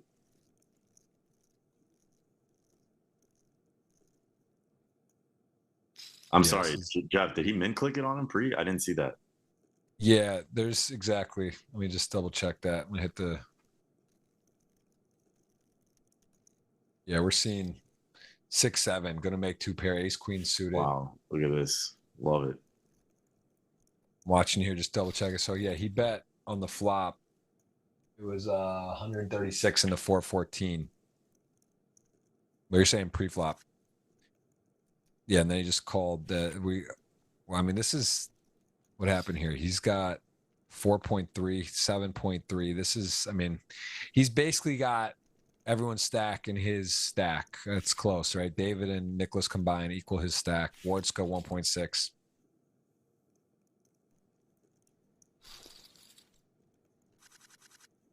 David really picking his spots there, not 3-betting ace-3 suited.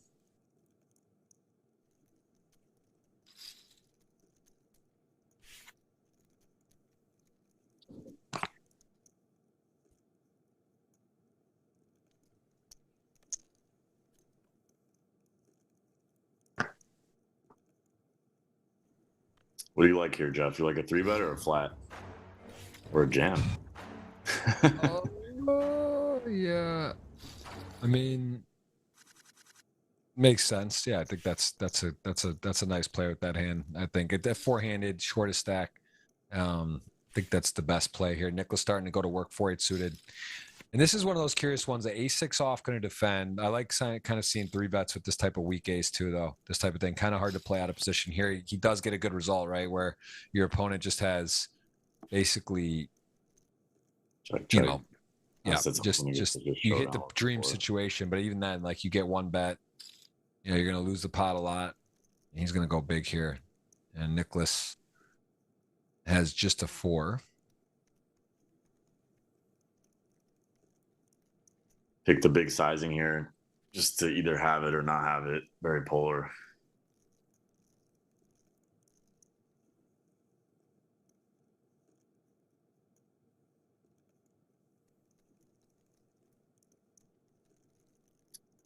He's really thinking about it. I don't think he's just tanking to tank. He also could be playing 28 tables, so there's always that with him. That's one of the things you just don't know. Yeah, you just don't know.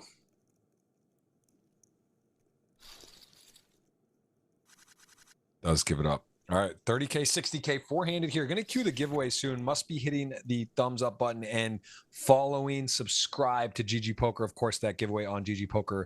You can check their Twitter for the $100 ticket opportunity. Guess the final 3, which kind of close to in stone, but it's not over yet. And then my Twitter, Jeff Gross Poker, pin $50. And if you hit the thumbs up and are ready, we'll get the keyword for you here in a second. Ace, king, suited. I'll let you choose your keyword today for the giveaway, Misha. It's going to be, you can choose it. It's going to be GGPoker something, and then we'll do it. You can choose your keyword. I could choose. So I just pick any word? Mm-hmm. All right. Well, when do I have to pick it? You can think about it for a sec. I'll cue it up here in a sec. Okay.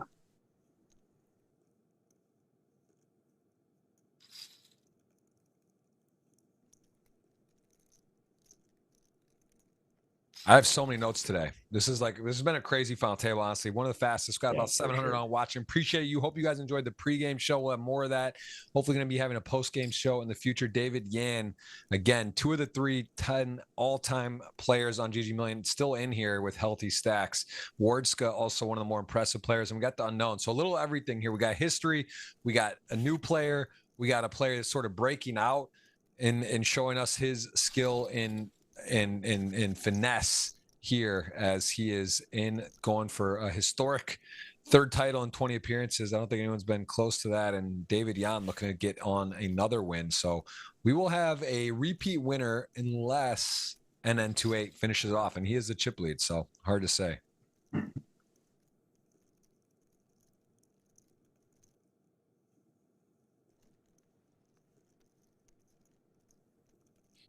Who do you think wins? Do you think it's enough of a lead, or is this too much talent for an unknown NN28 from the UAE to get done? I mean, he's just literally never played a GGMillion before. This is a very tough 4 here. Wow. That's beast modes right there. That's why I picked him. I love it. Really, really putting the pressure on. Yeah, it's I mean, these guys are tough. 8s to queens. Wardska coolered here. See if he's just going to go for a raise. It's 20 bigs. I mean, he's got a premium. This is a 6 at cooler. You know, because he rips it. I don't hate it. Yeah. No decision here. Queens, 8s, 4-1 favorite. Can he just get the run out? The clean flop, Jack 7-5 has diamonds covered. There's an 8. That is one of the better cards. He now needs a 10, 8, or a 6, as it looks something in that vicinity. 3 across. Oh, it is a 10. Hello. Wow. Never easy. Gets the running 9, 10, and Wardska going to stay in there. Big moment for everyone involved. Wow. That was a huge pot for him. That's good for the audience, for the $100 live instead of 50 and then 28. That's like, this is where, again, your chip leader, right? You take that down. You got 9 million 3-handed. it's a little more, you know, okay, now it's 6.6. You got Nicklaus in your rear view. Wardska's dangerous. He has 2.3 all of a sudden, not short. The blinds are small, a lot of poker left. So that was a big swing for everyone. You can see the pay jumps as well from fourth to third. Pretty big jump there. Everyone would have been guaranteed an extra nice chunk of change as there's a lot of play. And Nicklaus gets the rockets here.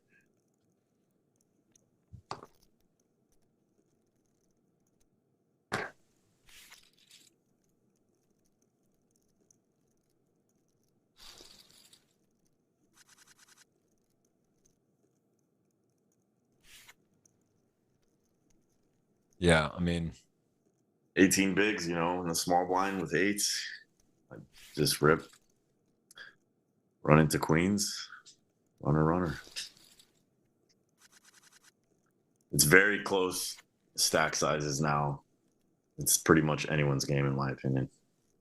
it's wide open. 6.4. I mean, still you're double 3.2. You got 3x fourth. I mean, you're sitting nice, but that is a huge swing. And we are gonna play to a winner. This is Wardska limping in here, 9-4 off. This is one of those hands you could see some pressure with the weakest of the range, although it just took a little bit of a hit. Going to check back, A7 suited, top pair, 9-4 backdoor clubs and a gut shot. Goes for a small bet. I like that. Wardska has a decision, just call or check raise. Does call. Keep the pot here not bloated. Slow pot control.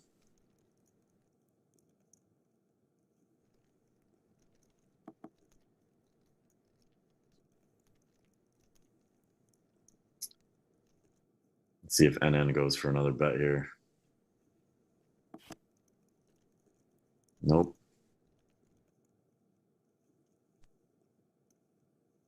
Wow, what a run out. Yeah, bets his gutter. Jungle Man will tell you. Say it back in the day. And a little blocker bet for the A7, and he's going to get met with something he doesn't like to see. Nice little raise there.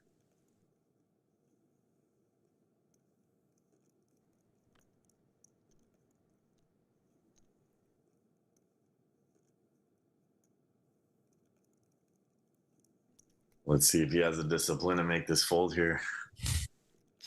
It sucks when you play it this way, you know, like the clubs miss. Like you play it coy and you have top pair still. You don't want to believe that you're beat there. So I can't blame him for paying it off, but a little bit of a frustrating hand there for Wardska. Although he did just double eights to queens, right? And he has 2 million still in, 4 left. So I guess he can. It's all relative. You can shake that off. Yeah, you can shake that one off.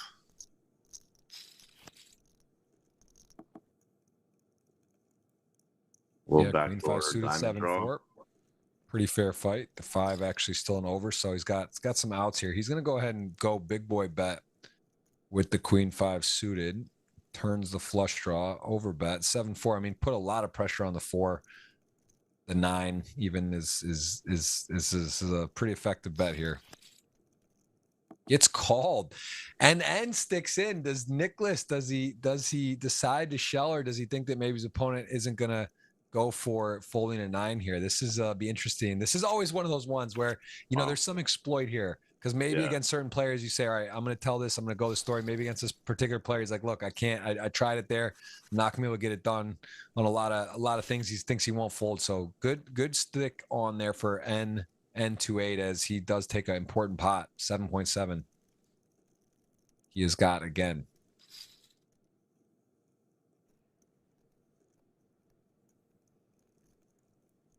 I think David's going to pick this spot here. And he's just going to get some bad news. Yeah, still so deep though, right? He's not like for sure. He's not gonna, you know, lose it all here, but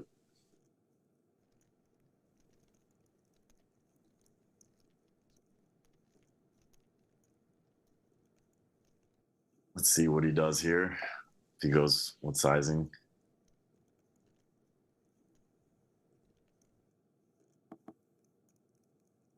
Oh, just goes for a check. Ace queen does go ahead and call. And this is where, you know, they take one of those hands, sort of like trying to just take it down pre, and now you're out of position, and you get a spot where you don't see aggression on the flop. The turn comes a queen. This is definitely tricky for David. He is going to slow down. And now, and then 2-8, going to go ahead and bet. And David's done with that. Took a shot at it. Just didn't want to continue on. Good discipline to slow it down.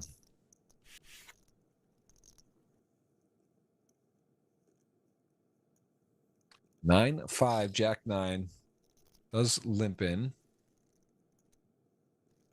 So I picked. I got a word. You figured out a word for the giveaway. I gotta prove it, but I'm thinking. Well, let's see where you're going with here. Do I message it to you? Or you can tell. You can tell me, unless you want to check first. I mean, I can't imagine it would be out of line, but. Oh, Juge, Jooj. Jooj for Juji there, for little Juge. Is he watching the show today? I'm not sure what Juji's doing right now. He could be riding a bike, could be taking over the world. It's tough out there for becoming a soccer star. Becoming a soccer star. Okay. The world is his. We're just living in it. Well, that is a proof. So we'll go cue that up here in a second. We'll do it once we get three-handed. Going to be a lot of spam in the chat with that for the giveaway today. We're going to see who's going to take it down. And again, guess as good as mine, but NN28 took a tough beat, and he's still 8.3, playing very well, as we see 9, 5, and Jack 9. Jack 9's got a winner here. I think that's one of the things that just separates Nicholas from, you know, being great and very good, is like he just kind of knows where he's got value and where he's bluffing. He really knows like where he's at. You know what I mean? Like there's times where we've seen him check back hands where some people might value bet. We saw him value bet a hand on the king queen where it was a pretty dicey board. He got ace 10 to fold, denied equity, and just confidently betting. So this is sort of where I think the best just have the ability to know exactly if their hand's value or bluff catching, this type of thing. So, well, it's not here. Or, you know, not yet. Well, I do. The 2x Twitter giveaways are live. Pinned here. I love this. Is amazing. I love looking at the chat and just seeing everyone write Jude. Well, it hasn't even started yet. They don't even know what they're doing, because that's not an official That's incredible thing yet. I'm gonna let in a second. We'll have it in there. Great. And again, must be following, must be subscribed. Appreciate you guys hitting that thumbs up. Over 750 people here watching. We got Misha in the building. He is fresh off a deep run in the main event, playing a lot of poker and immersed in tournament world. It is kind of, once you get from cash in a tournament, you kind of get hooked. It is fun. It is fun. Are you still playing PLO 5? Little. I like PLO 5. I'd say my favorite game is just PLO, but 5 is 6. I got into for a second, but there's too many cards. I love high low. PLO 8, Big O. Those I think are the best games. So, you know, the greatest time I've ever had playing poker was actually with you. It was the first time I ever learned PLO double board bomb pot. I don't know if you remember this game, but it was an incredible game. One for the history books. It was me, Antonio's wife Amal, you, Ryan Rast, Phil Locke, David Wells, I believe. Yep. And we played double board PLO bomb pot till about 6 something in the morning. Yeah, that is a good introductory. That's about as strong and fun of a group as you can have. Double board bomb pots are just insane too. So yeah, that was fun. That was a great time.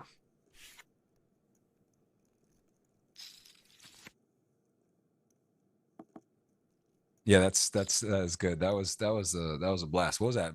That is January of last, not this year, probably a year and a half ago. Yeah, that's when I pretty much started really getting into PLO.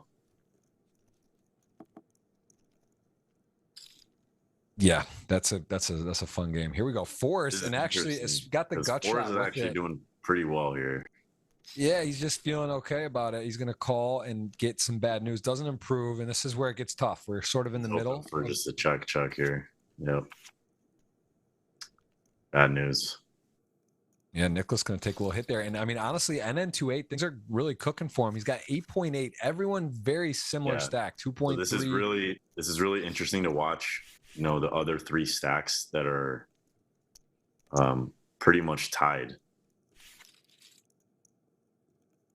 So they're hoping to ladder, you know, and NN could really just apply a lot of pressure right now.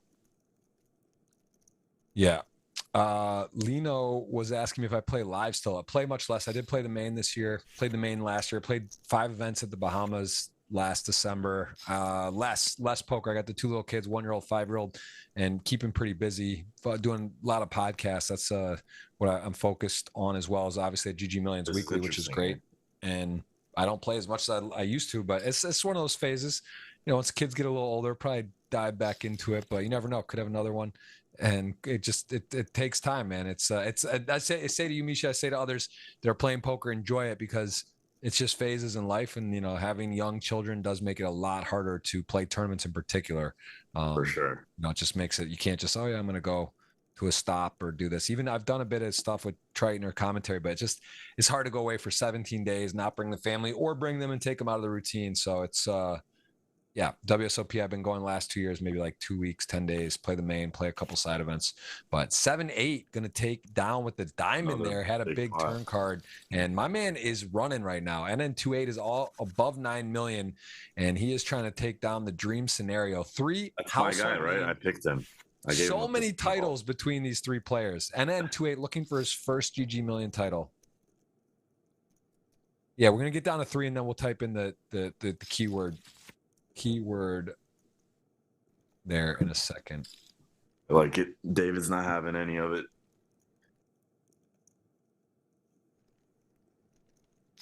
You know, also what comes with experience in a lot of these spots is not being scared of being here, right? Not being scared of the pay jumps, not just, you know, playing for the win.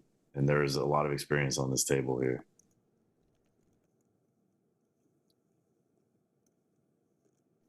Not a bad turn card for David, especially when your opponent checks. Yeah, pretty nice to see that king come in. Feels good. That 10 is dicey, adds a bunch of straights. 10x, now lose 2 jack 4. Does he has a jack, right? Key-ish card. He has one of the worst hands he could have that he might want to bluff with. I mean, he also does beat some hands but you got to think your opponent might be taking a stab sometimes too with the worst hand. So it goes check. 8 gonna win. David, take it down. David Yen was chip leader, so I mean, for his stack right now, he's sort of tied.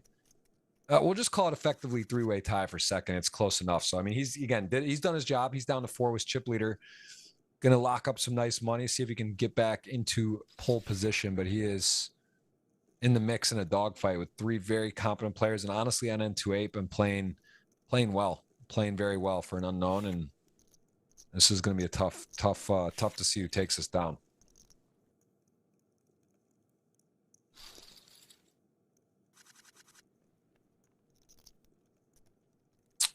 Ace King for Wardska. NN28 sort of knows he's got a license to open super wide, but doesn't go to 6-7 off. Also respects the players here. Nicholas definitely going to raise here. Let's see a nice little 3-bet.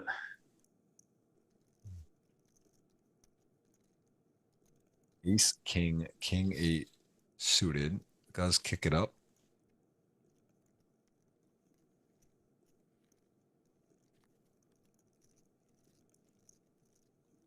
Daniel Olowski saying we'll have 2 more players guess. Well, I think they believe they give it to the first, whoever gets the first. That's why each week you should want to look out for that $100 tweet on GG. Get your guess in first, because they will award it to who guesses first. So there is some benefit of that to get it in first. There's a chance if there's a lot of people the same, they might do a raffle. I can't comment for sure. I know that it's was done in the past by the first. It's the first 3 right. So make your guess, get it in. Good luck. Mine is going to be randomly picked. So $50 Jeff Gross Poker pin tweet. Hit that thumbs up. Be subscribed to the YouTube channel. Got to be doing that to get your $100 ticket there. And then almost 100 thumbs up. Defending as wide as Queen 2-0 here. The man does not have a fold.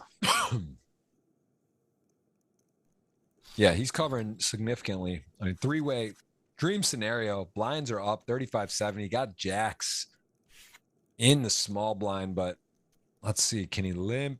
Probably just want to be raising anyway, like that 2x, 2.5, 3x. So does raise. King deuce off. David knows going to be wide. Not a fun hand to have here.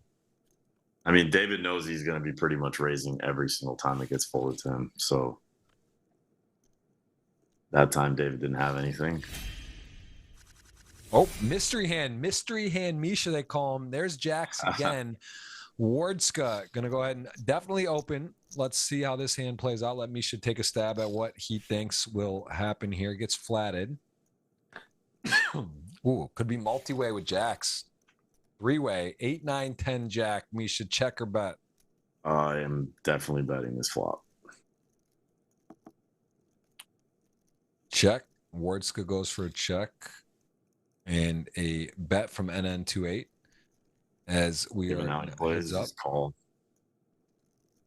I wonder what he's going to do. I'm not sure. I would have bet this flop.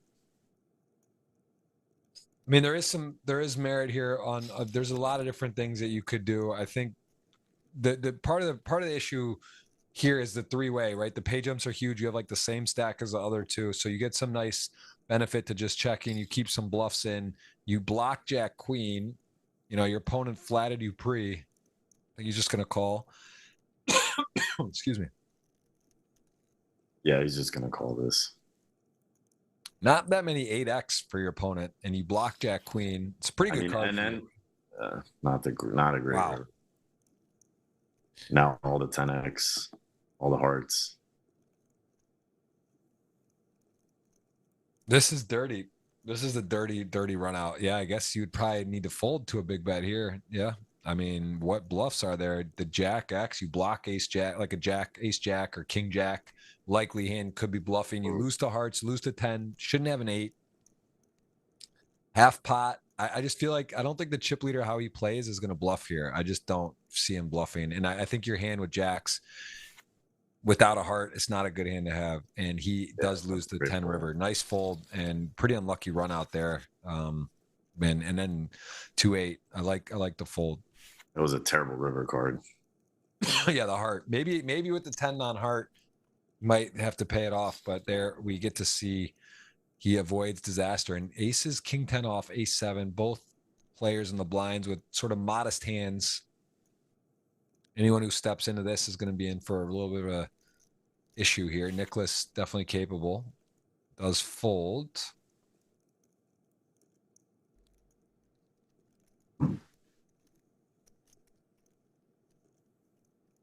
Got down to 4 quickly, and now here we are with. If he's thinking about a 3-bet here. We did see him jam ace 10 off in a not the exact same stack size situation. It does flat, and the case ace going to arrive 350 in the middle. So sick. Yeah, pretty big problem going for Wardska here. And a very wet board. I mean, mind you, he has top set, but he also doesn't have any, you know, there's straight draws, spade draws. He checks back savage, sneaky. And ace 7 going to improve, and both players not put money in yet. I mean, we got to see a bet here for sure. Oh yeah, he's betting, maybe big too. Maybe like 240. So I think he's going to bet. Yeah, perfect. There you go. Because yeah, I mean, super a lot of draws. 7x. There are other draws. I mean, there are draws on the flop, but now there's even more here. And ace 7 loves their hand here as played, and a spade on the river, although it was check flop, check bet call turn, and still hand too good. He's going to go for 2 streets. It's going to be very difficult for him to just find a folder if he picks the right sizing. Yeah, David's definitely betting that the size is interesting here.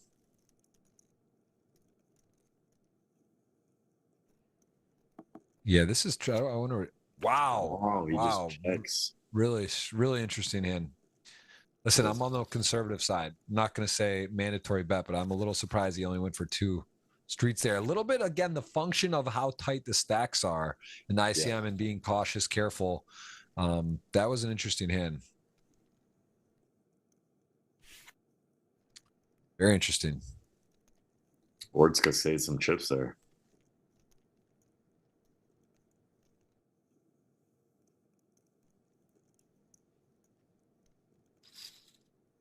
Jack 9, ace deuce. Like, there you go. Little ace decides to kick up a raise, picks it up. Nice recognition. And then 2-8's playing phenomenal, I'll say, considering we've been singing the praises of other players. Everyone remaining other than NN28 has at least 2 titles. Nicholas with more than that. Wartzka 2, David Yan has 4.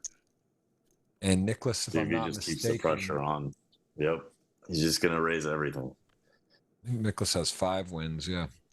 Going for a small raise, though, in the small blind. I guess, he's covering. Doesn't have to be big. He does go with the 7 deuce off. If he's raising 7-2-0, he's going to be, he's raising everything at that point. David's in a tough spot when it gets folded to NN.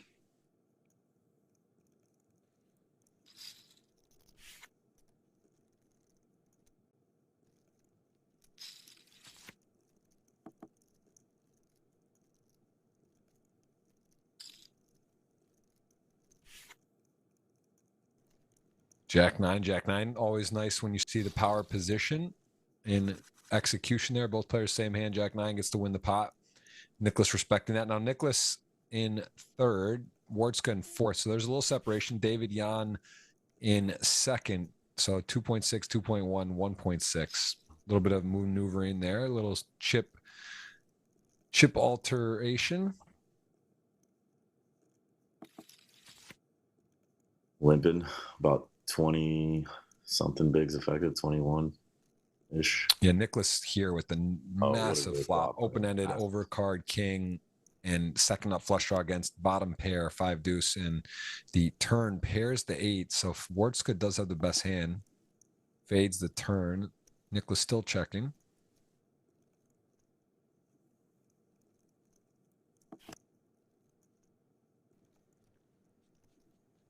Gets the king on the river. Does get it, does bet it, and the 5 has played. No way can fold.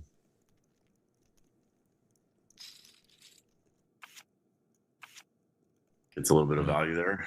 Very nice.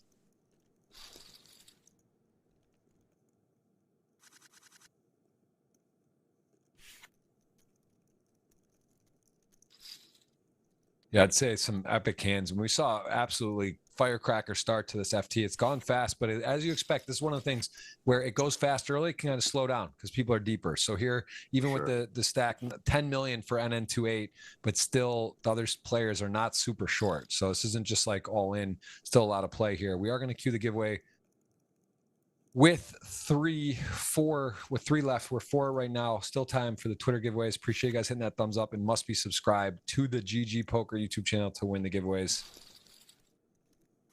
I know all of you are doing that. We got 775 on right now watching us. Appreciate it. Tuesday, August 6th, Misha in the building. When did the main event, when did it feel real? Because you cashed before, you got like 900 something, 15K. You get to day 6. When you wake up, tell me what you were feeling. What was that like as someone who's getting newer into poker in terms of tournaments, to actually be there on day 6? As you mentioned, Brian Rast, who's a good friend of all of ours, and he had never been there. So what was it like to kind of put that in perspective? Pretty tough day 5 ending, and I was actually all in on the last hand of the night on day 5. I got it all in. Ace King versus Ace Queen, and it got outflopped and went runner for a straight, and the whole place went kind of crazy. And that's when I was pretty happy, obviously, going into day 6. Wow. How many big blinds did you have going into day 6? 20 something, I believe. Oh, so you were sure it was like you had like 12 or 13 something blinds. Yeah. I went into day 6, I think, with like 2 something million. Wow. And did it feel real then? Like, were you able to sleep? Was it hard to go to bed? I didn't know I was going to be at a feature table. I wasn't too happy about it. I just didn't really want to be on a feature because I felt like people always play different. But then I realized day 6 is different in itself, and everyone is playing kind of really, really serious. You're not seeing a Phil Hellmuth 9-5 offsuit 3-bet. That's not happening. Right. So I showed up, and everyone was already at the table, got mic'd up, and it was good. I was really happy. Every day was just a rush, and it was an incredible experience. Obviously, my favorite tournament.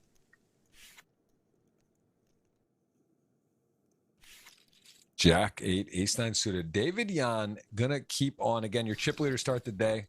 Been a guest here on the GG Millions. Very respected player in the community. Great guy. Very friendly. Hope to have him on again and see if he can get it done, or it will NN28 finish this out. 10 million. Quite a stack to have. Four-handed. Playing with some multiple winners here that have won multiple times. GG Million. Rare company, and he is going to come in and step into ace jack here. Wardska probably just going to rip I it. like the rip here. And ace 6 off, it's a little too much. I think he's going to get rid of that. Not a hand you want to call off with the ace 6 off.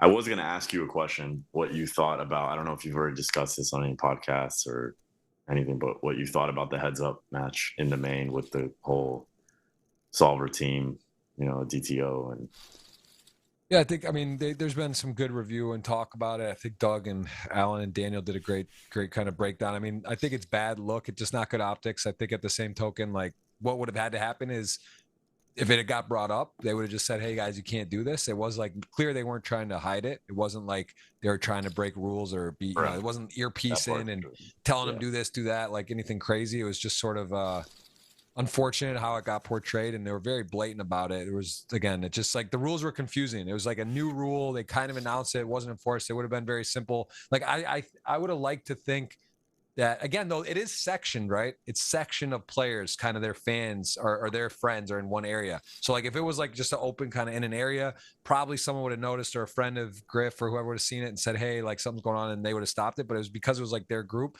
It wasn't aware of really what was happening. So I don't know. I wouldn't call it cheating. I would just say it was not a great look for poker, and they definitely are going to make adjustments. Be better moving forward. The optics were pretty bad.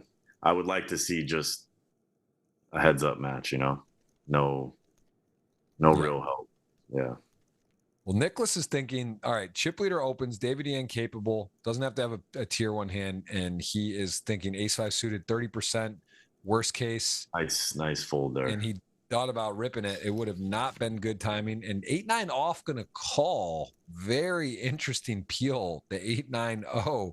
That is not what you're going to see every day. No, he's not He's definitely playing a looser style of poker. Pretty good flop for 8-9 off, except the fact that Jack would make the bigger straight for David. Other than that, though, an 8 or 9 good, a 6 is the nuts. The Jack would be no good. And now David gets called. A pretty bad flop for David. I'm going to say NN28 plays some cash games. I don't think that's a flat in a cash game either. Wow, he's going to rip it. An NN28. No, I don't think so, but I'm saying he's like he's a gambly type of guy. Well, he's going to fold, and David gets a good result there. Really not a great flop for him, but he does rip it and decides that was the best course of action, takes it down, and still 9.5 million for NN28. Very strong.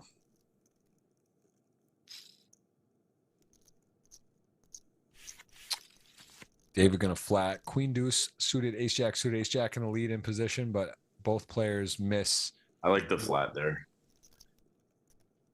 Both players backdoor club draw and spade draw, so there comes a club, but the 9, so a boat would be a full house. Club wouldn't be relevant, although queen deuce decides to start betting. Ace jack suited, I think still doing well enough to call here and is in the lead as we know it. No improvement. So ace jack has a winner if he's able to get to showdown.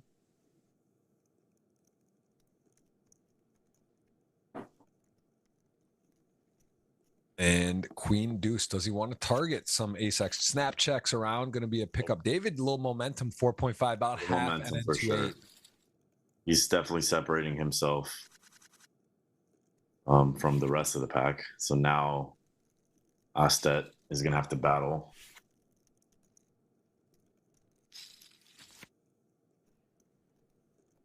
Ooh, sneaky flop for 4-5, double gutted. 6 or a deuce make the nuts. Queen jack misses. Definitely a board.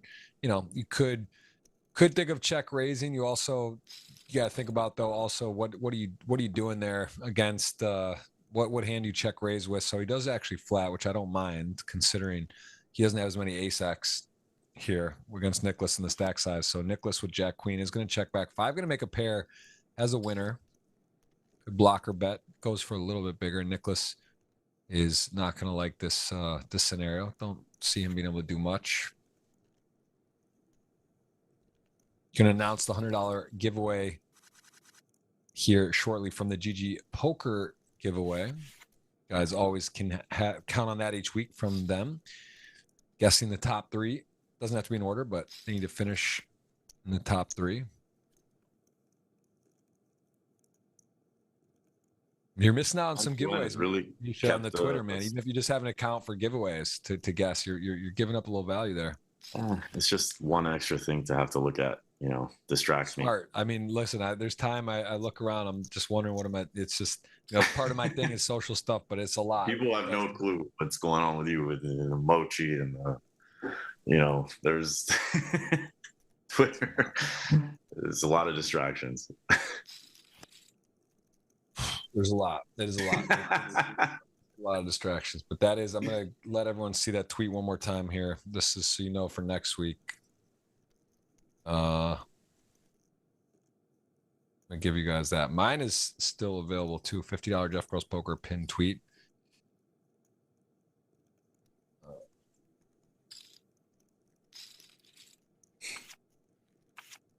And 9 deuce suited. Jack 6. He is going to get a little speeding ticket. Jack 6 going to hang on. 4.7 million. And all of a sudden, Wardska and Nicholas shorter. David has fared best at that 2.5 a man battle royale as we are down to still 4. Nice flop for ace jack. Standard C bet and then fold. Ace jack, 8-10. Ace jack liking the board, and again, Nicholas here sort of going to be your shortest with 4 left.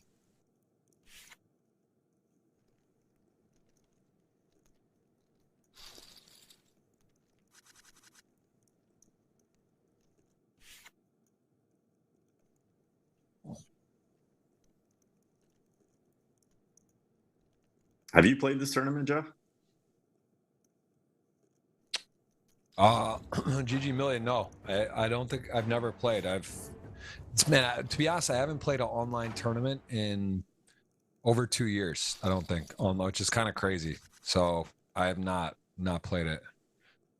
But with the WSOP online coming up, the bracelets, I am considering going to Brazil or Canada and going to try to maybe play a handful of them. So that would be, they have a big one, GGMillion 10K bracelet one. That would be the one I'd look to play. Tough fields though. Like I said, I love it. I love poker, love online, but I'm a little rusty for online, and these guys are tough. I get to see them every week. You know, it's going to be some big prizes. Yeah. What's your biggest buy-in online? My biggest buy-in online? Probably, I want to say a 1K.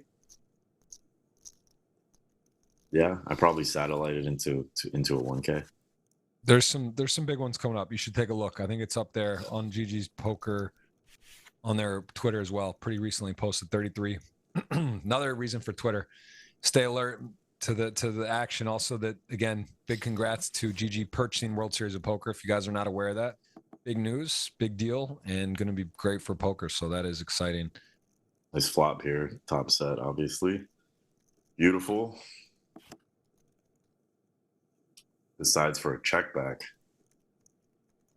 Disguising his hand. Allowing his opponent to maybe go for a bluff on the turn. He also has the 8 of spades. Yeah. David doesn't bite.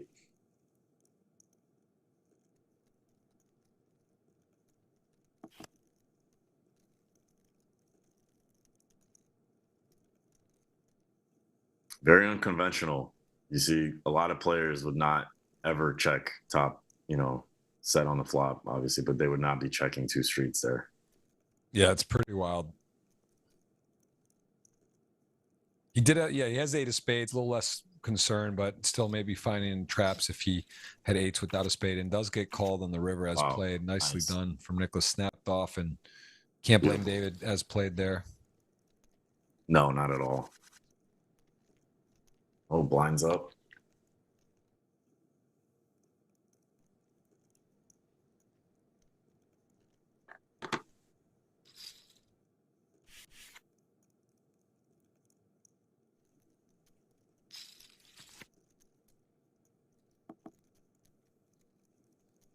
Not a terrible flop here for 3-7.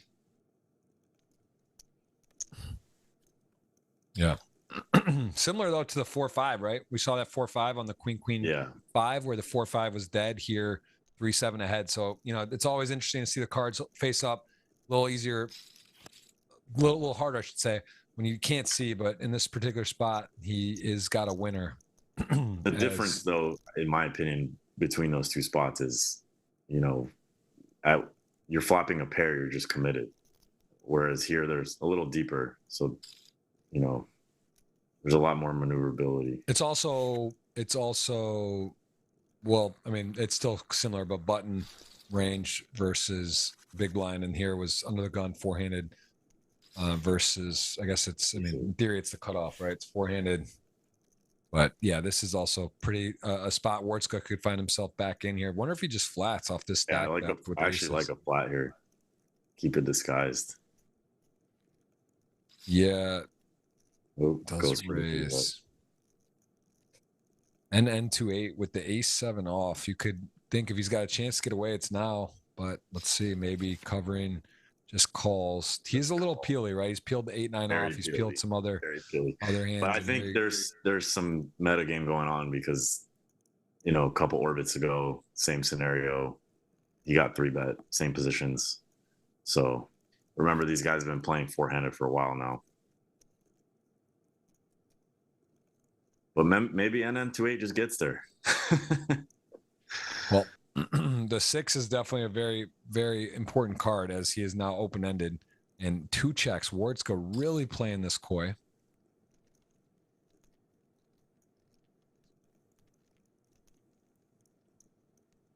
Does he attack or just call? He has the ace of clubs. Thinking what his opponent, what kind of semi-bluffs does he have? 7x. And a club rolls off. Ace-7 misses. Aces has the ace of clubs. Does lose the flushes now, which is possible. But let's see if he just does check it. And now NN28, does he turn his hand into bluff? He just shuts it down. Shuts it down. Wartzka did get some extra chips there. Nice pot.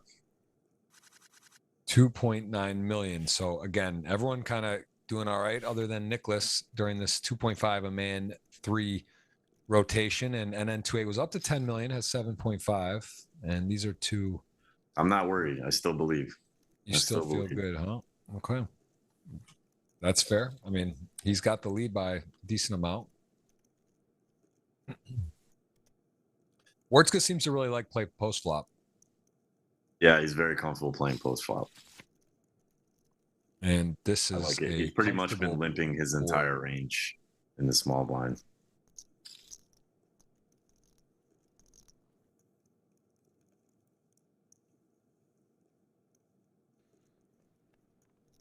Yeah. He's gonna get some chips in this pot.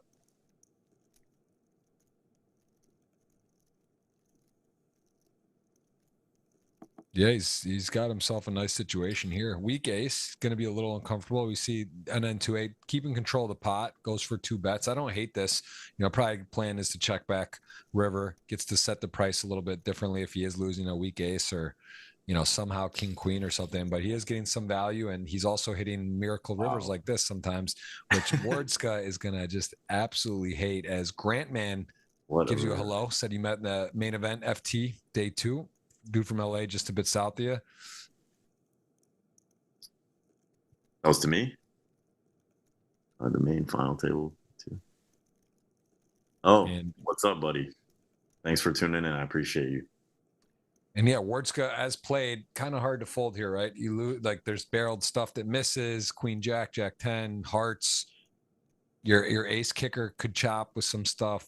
I mean, it's really close, but he does not love this bet size, and he had his opponent in bad shape. All of a sudden, he doesn't. We have seen NN2A kind of slow down, right, as well. So Interesting here. Would he check back some missed stuff? Does he fall through? He's unknown. We got a little bit of history with him today. Wardska in the tank makes great decisions typically, and this is a tough spot. This would have been a good mystery hand. This would have been a good mystery hand. We've had some great mystery hands. And then 2-8 has kind of been all over the place, so it makes it great fold. Great fold. Fantastic fold.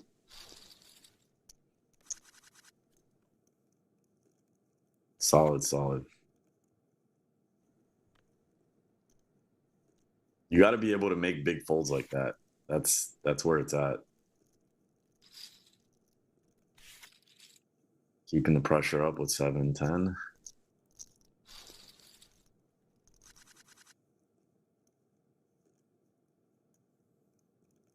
What's going on with the giveaway, Jeff? We got the juge coming or what? It's coming once we get to three-handed. These guys don't want to give the podium's a big position. They don't want to give it up. No one wants to go out in fourth. So we're going to get that giveaway going. We got my Twitter there. We got the GGPoker one. We got 3 giveaways today. We're worth at least 100, at least 200 total. Could be 250 depending on who wins. And then is on the $50 ticket train. David Yan is 100. Wardska's 100. So I got 6.5 million. You've got almost 10 million. Slight advantage for you. Pretty even though. I'd say it's pretty even overall. I got the second, third. You got 1-4. I got very competent players, and then 2-8 playing well though. I'd say it's close.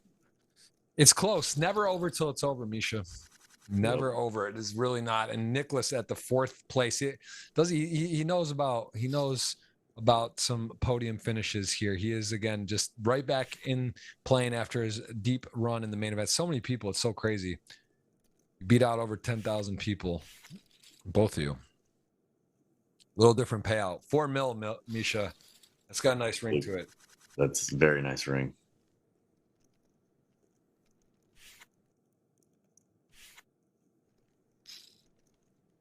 Sweden's got some weird tax laws. So does Canada. I'm not sure what they do at the U.S. exactly, but Sweden, I think, Nicholas, I asked him about that when we were playing. Oh wow, just flops it. Whoa! This guy is running so good. David Yan, crazy.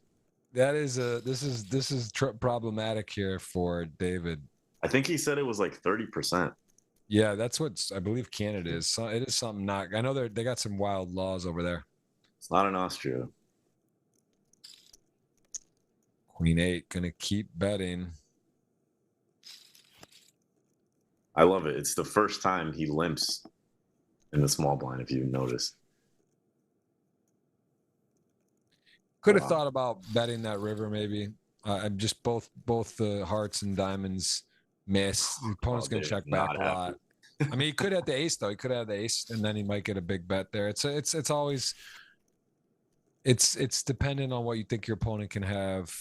Maybe a blocker bet there. I like right, like a bet because then you could get it could induce a raise with the ace.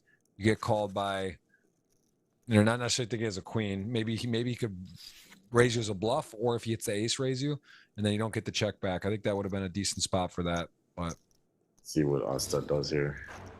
There we go. Nice rip. Gonna rip it, grip it, ship it, and it is a takedown. Nicholas gonna fight. Hang on there. It's again not too much between him and Wardska. Hard to close out. It's hard to win. We're gonna see if NN can hold off these 3 titans. Two of the same hand.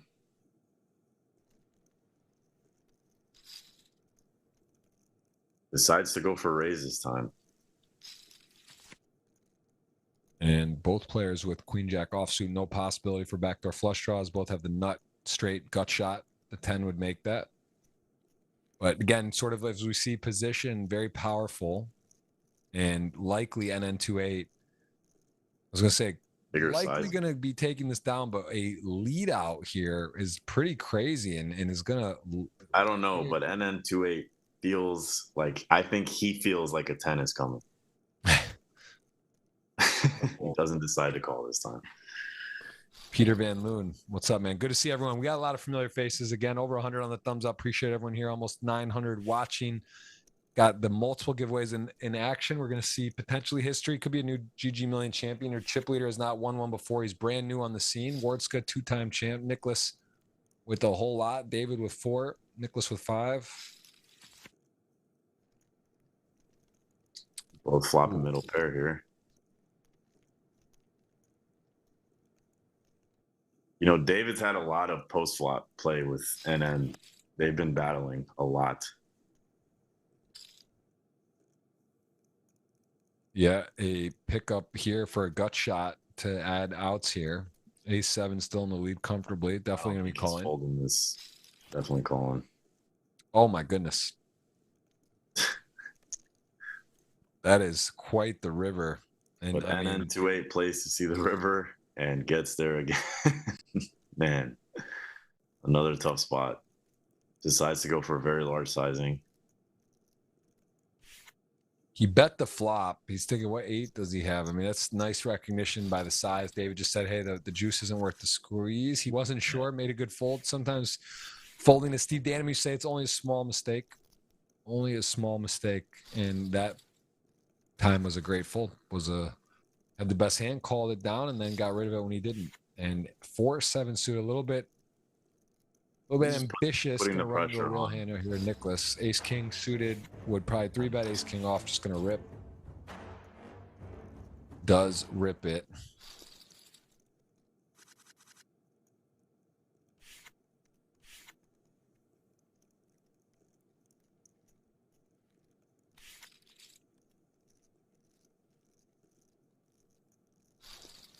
I like it. Noticing, you know, how NN's playing. There's no point of even limping a Jack-6 offsuit there.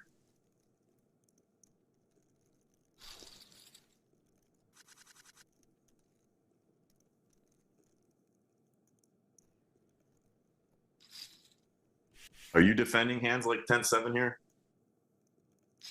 10-7 off. I mean, four-handed, closing the action, being the shortest stack.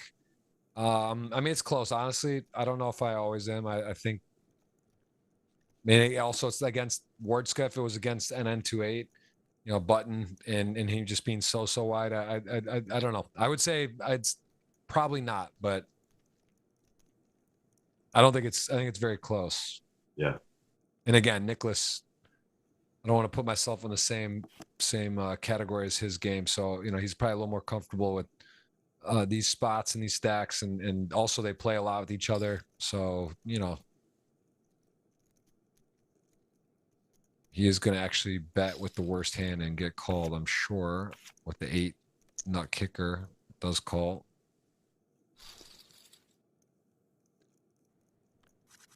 All right. That is... but it's okay. What's that? Took a little hit, but that's okay. Yeah, he's still 1.5, almost 20 bigs. That's how you 40, get up. 80. You know? Like Rocky Balboa said. It's not over, man. It's not over. David Yan ducks on the button. 2.5 million big blind stack. 30 bigs over there. He's going to go ahead and min raise. Wardska Jack 8, closing the action. Third place stack. Does fold. You know what's crazy about this FT is they got so much. There was so much coming at us in the beginning. You know, so many people getting knocked out, and then it's just four-handed for the rest of eternity. Yeah, I mean, you could see 40-80 here. Third place still has 30 bigs, right? There's 33-80, 40, 50. It's like, it's a lot of chips for the remainder. Still plenty of play here. Queen 4 suited going to limp. Wardska's been limping in with decently quality hands. I like that King 3 off, pop it up. I like these not just taking all his hands, like 9-4 off and raising. Seems to have a really good balanced big blind strategy. And Queen 4 going to go to the flop and does hit the 4. King 3, though, the diamond, powerful diamond, and if you're going to raise this type of hand, definitely a board you could think about getting aggressive on. Yeah, interesting. Wardska's pretty much limped his entire range. The only time he's raised the small blind into NN was when he had Queen Jack O. Well, he ripped 8s into queens. 8, but yeah, almost. The aces he's been limping, ace 7, ace 5. Interesting. Well, hits the 3 and decides to start repping it. I mean, if you got Queen 4 suited, this is a tough spot. You know, you call here, there's going to be 1.2 in the middle going to the river. You're going to have about 2 million, and you might have a tough decision. But again, showing us his competency, showing us his willingness to battle, get in the streets. And here he is with a very modest hand on a scary board. And let's see, does the 3 warrant enough for a check back? for showdown. Does he just no? He says it's not. He realizes he's probably not good. He might get a 4 or a 6 to fold, potentially an 8 even. So he goes half pot. So I mean, to counter my point before, remember I said where he didn't bluff. I was like, oh, is he going to bluff? Like, here we go. We see him turning his hand into a bluff here on the river. He's shown value a lot. So this is tough. And if Wartska can make this call, this would be really impressive considering the prior tendencies. And it would just be a great, great call. Wow. I mean, nice call. High level hand all around. I love the bluff actually. And the call even stronger. Really, really, really special hand there. Wartska going to put himself back into the mix. You can take a look at, again, a 43K, 42 and change pay jump.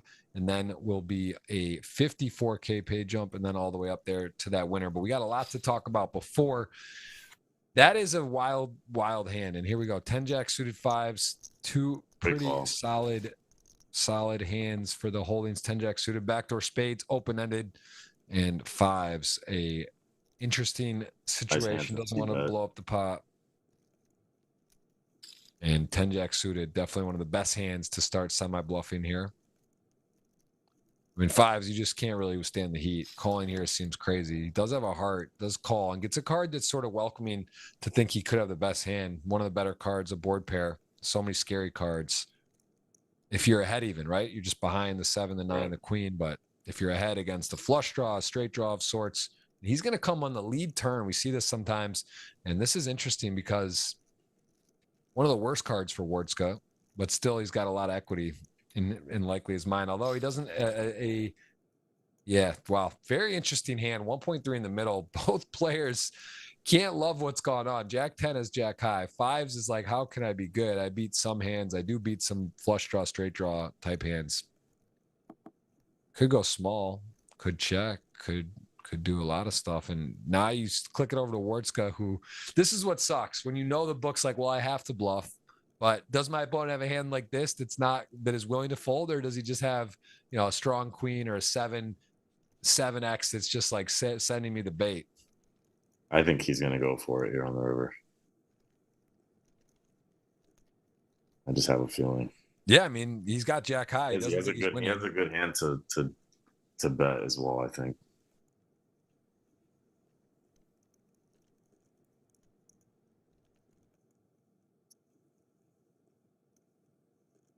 Man, I'm not sure. I mean, you're right. I do believe he's got jack high, but ultimately David, he knows is very capable. He led turn and he does go. Wow. And Enchilada. I mean, this is your hand of the day for sure. Wow. David Yan gets the fold, doesn't like it, but with all of it, the all you can eat, Wartska puts on a absolute show. That is a wild hand. Very sick. Very sick all around. The lead on the turn. Wow. Wow. When you ask me if do I play the 10Ks? I mean, look, this tough to compete with some of these guys. There's some real deal poker going. These guys are putting it on the line, big money. I mean, you're really, like, I wonder what sizing he's gonna pick. Oh, just all of it. The full enchilada. Yeah, that's the problem. If you're getting ready to gear up for battle and you're like, all right, are they going to do A, B, or C, and they show you D? Then you got to take another week or two in the booth and check out what's going on. Yeah, that was really nice. Very nice play. Nicholas off a short stack, Queen 5 first in, does decide to limp, not play aggressively. Would have worked out not in his favor if he had done anything other than this, because ace jack certainly a big hand. Just gonna pile here. Nicholas just gonna check limp fold. Twitter, we still have not got to 4-3. I got the giveaway. Gonna queue up here. You got some of you already kind of putting it in there. Might have to switch up the exact wording. We'll put, let's say, I'm gonna switch it up on you guys with the keyword. We'll use Juge, but we'll change it up a little bit because of a recent development in the world of poker. We're going to switch this up. Ace 8 7 9, blind on blind. We saw him do this with 7 deuce off. David says, hey, 9's enough. 7-9's connectivity in position. Also NN 2-8 plays a little non-GTO, could make some kind of wild plays. And here we go. Ace 8 out flopped, betting. 7-9 has a pretty good lead on this particular hand.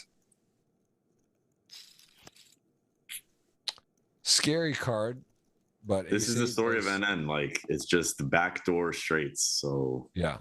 the queen could come. 7 could come.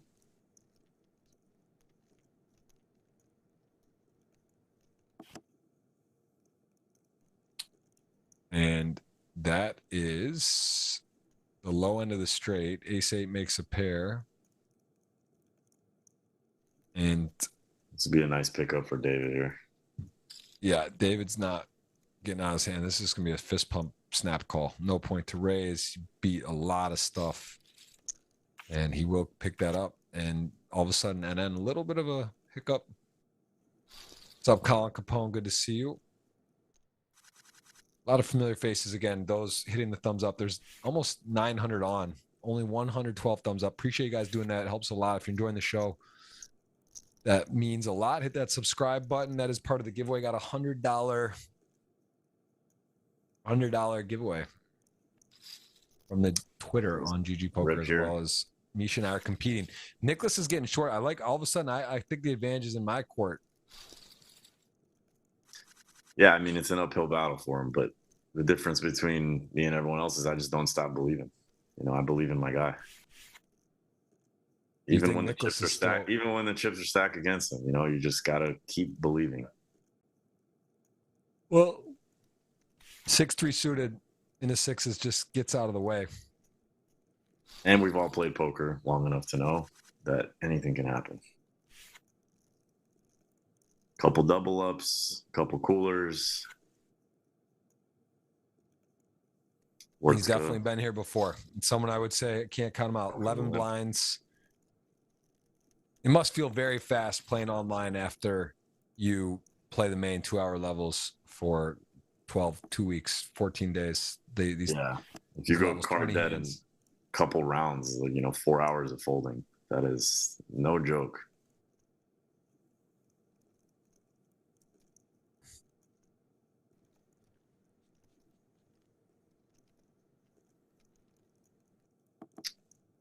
And then picking up the open-ended on the turn.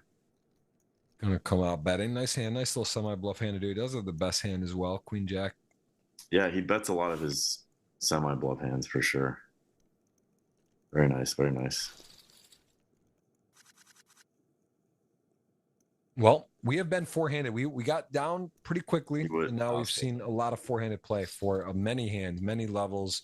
And here we go. Nicholas going to commit Jack-9 suited and picks it up. So he does put it on the line. Jack high, got it through. We're asking about NN a pro. Not sure. I mean, again, playing 10K buy-in. Take a look at the stat sheet. Didn't satellite in, it appears. So leaning more towards, you know, just either direct bought or sold some action to the client. He has some earnings on GG, right? I think 600,000. So he's played some tournaments.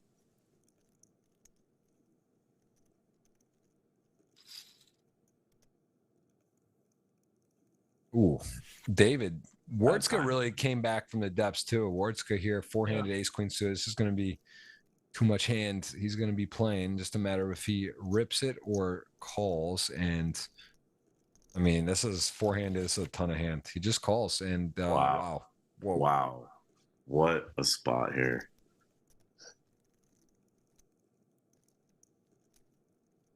I mean, just flopping through pair.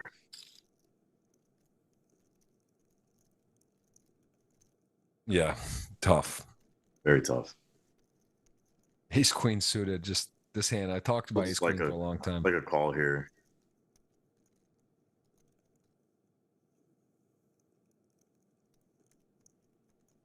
We could still play 2 more streets. They're asking which country you're from, Misha. I was born in Russia, and I grew up in Los Angeles. I came here when I was about 5. And now I live in Venice, California, Venice Beach.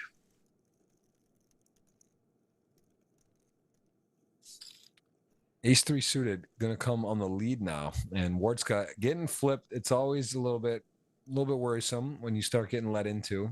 You're like, man, I'm either way good or way bad here. Or Yeah, you're trying to put him on a hand here, right? Like, you could definitely have ace king.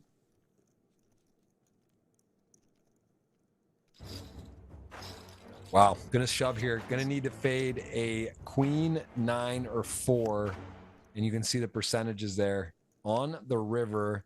It is a 3. That is going to be a full house, and Wardska is in really bad shape. 690K got there. David got there. Ace queen suited side to flat, not re-raise.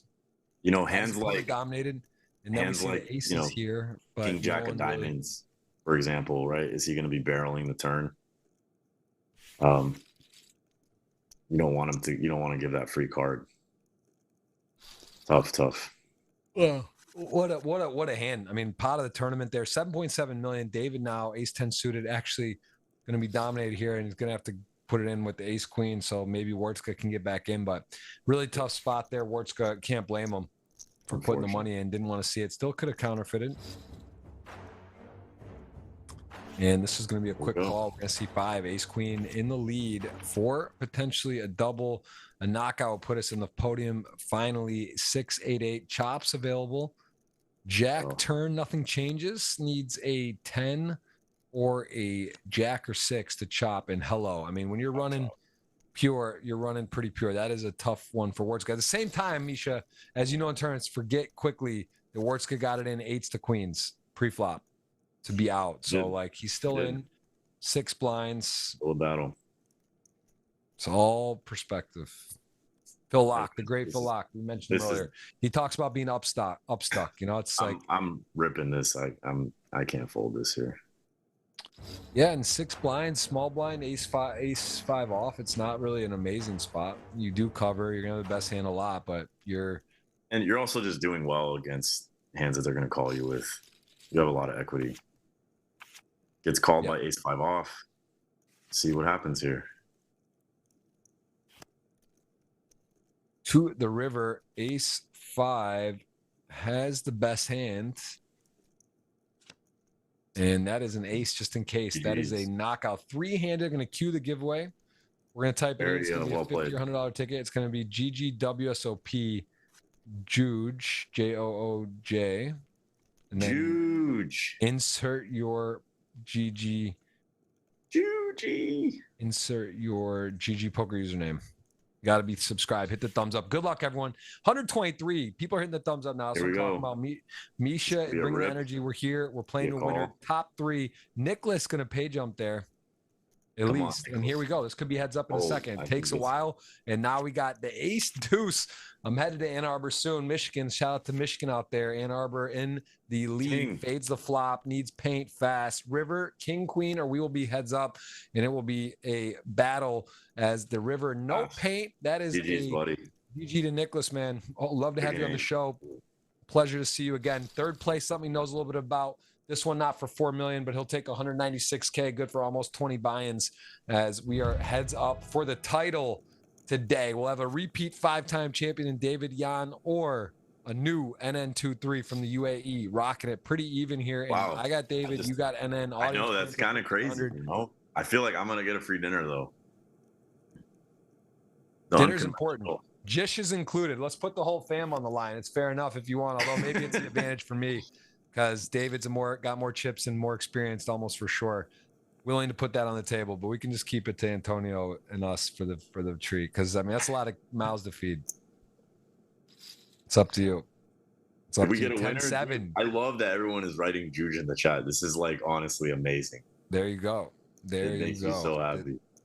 If only Jooj could see how many people are writing. He can. It's a replay. You can show him. Show him for his birthday.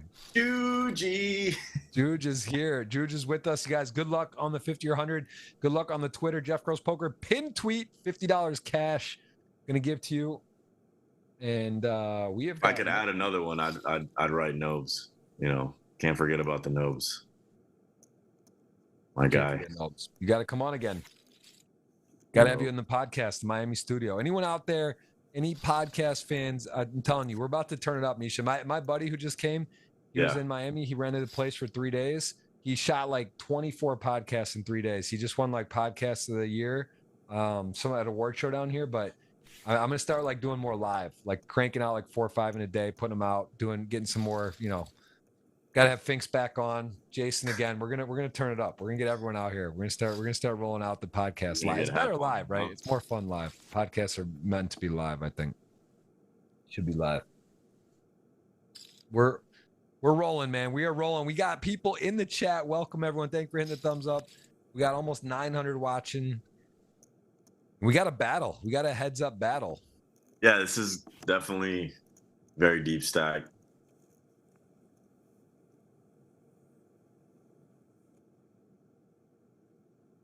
Dave is obviously very experienced. He's been here before.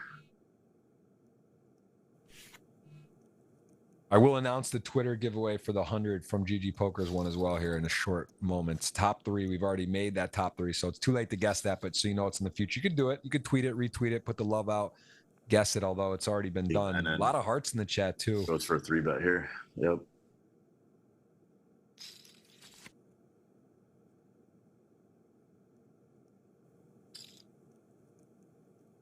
Yeah, a lot of hearts, a lot of energy. A7 suited, 9-7, 9-7 gonna outflop, and this is not the greatest time to start barreling, right? You got the A7, you have some showdown, and you actually don't have the best hand. You're getting called. Maybe slows it down here. I like a check here. Could be a. See if he bets or checks. I mean, he's gonna check. Got the spades too, and a really nice run out for the 9. Great card. To be honest, A7 has a little bit of a problem here. Like things missed. You don't block Jack 10 or 10-7, 7-6. So David could go for a value. He could really bet something small here and might get called by ace high. He could bet big even though, because he could get like a hero call is going to call. I think like he does, 50%. That's not too greedy. If you got ace high here, it's not, you don't block any of those straight draws. Like this is definitely, you do have, the 7, you do block 6, 7, 7, 10. That's not true. So it's sort of like there's better ace highs to call with. You don't have a spade. It's sort of in the middle. Also, I think he realizes that David's going to be pressuring him a lot. This is, I think he might end up finding a call here. Wouldn't blame him. He's thinking about it. He's not good in the spot.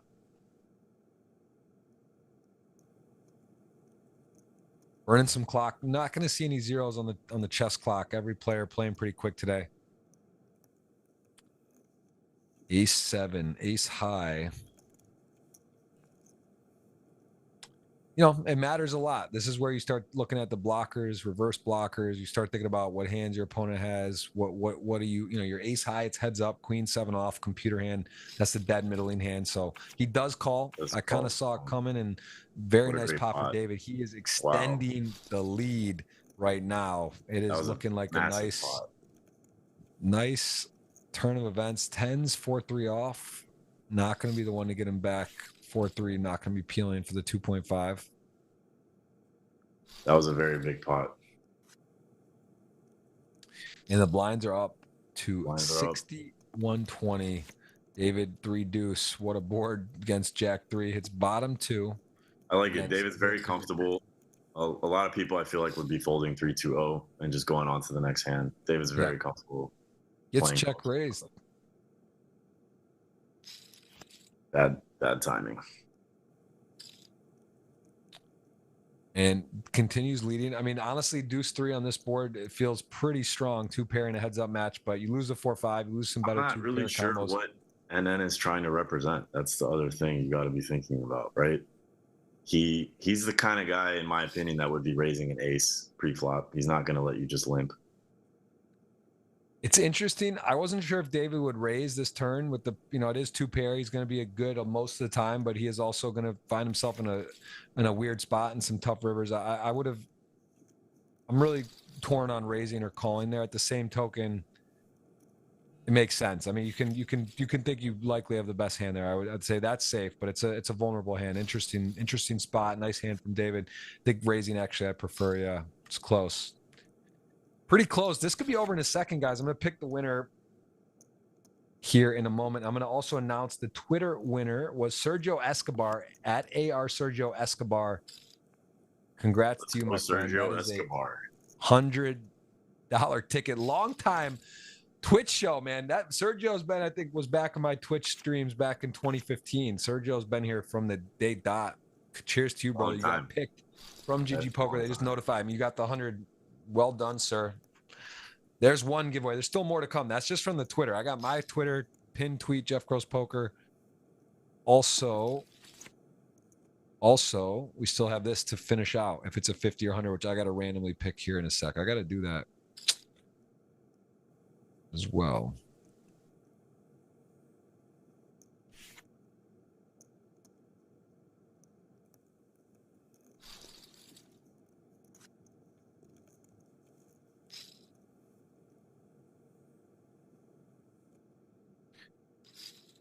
They're screening some of these Juge messages on YouTube. I think they're confused with the word. Just to clarify, Juge is a nickname. One of our best friends.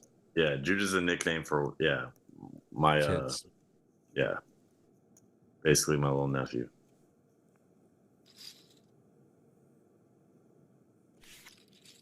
Six is queen six. I mean, this is not over by any means. We saw an epic heads-up battle last week, went 3 hours, 15 minutes the total. Today, we are, what are we at? We're talking 2 hours, 15 heads up right now. This could be it right here. Could be a big pot. King 10 suited, ace 8, both modest hands. Just a call, ace 8. I like a call. You know, hands like King 10 suited, they're going to play very well post-flop. Yeah, for sure. Both strong hands. 8-3-3 with, I mean, this is just such a big board for David here. And heads up, man. I mean, the jack turn, a little scary, but kind of a people know your heads up skill. They know your shootout. I was there. I remember that was a long, grueling battle you had for hours and hours. Wait, which shootout? I was there. It was a couple of years ago. I was there at the WSOP when you played one guy heads up. It was forever. Oh yeah. Well, I've had a lot of shootouts. My second place. That's my best result. I like shootouts. I do. I like them, but I wish they did a little different one. I think this year was a 1500, right? That was their big. They had one shootout. They just did one. I believe so. Yeah. Yeah. The one I'm thinking of, I think, was a 5K. That's when I got second in a long time ago. But the one you might have saw was a 3K or 3K. 3K sounds right. Yeah. That hurt. I think that was when I lost. That was like a 6 hour back and forth, all in so many times, and then lost. But that is the pure form. Heads up. When you get heads up, it's just such a pure form. This is what we get to see. They start out pretty even, and so far David has gotten the best of it. He is on his way at the moment. Checks around 4-4-10, turn 4. Both players playing quick.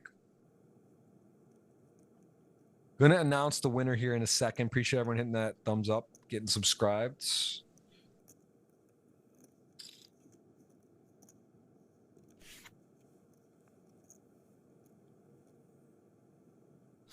David, very comfortable playing post flop. You can just tell. Yeah, 13 to 3.4. Queen 3 suited, 10s, does limp, realizes that he doesn't want to be min raise folding. He is going to just come in there and call. And we could see, we could see it ending here if a heart comes. That's not true. 10s full are going to be, this is very likely a double. Yep, this has got double every time and twice on Tuesday. Maybe a small raise or just a call. Either way, today is Tuesday actually, and it's going to be a double because this is big hands, full house, top full house versus queen high flush draw and heads up. I mean, this is a monster hand. So he's probably just going to call, then check river, then I'll go check raise all in. It's just going to be a train wreck for David. But either way, yeah, there it is. Check, bet, shove, call, and we got a new game. This is pretty sick cooler. Pretty sick. Yeah, I mean, David, you just can't blame him. I guess the SPR is one. He's just going to shove, I guess, or bet huge.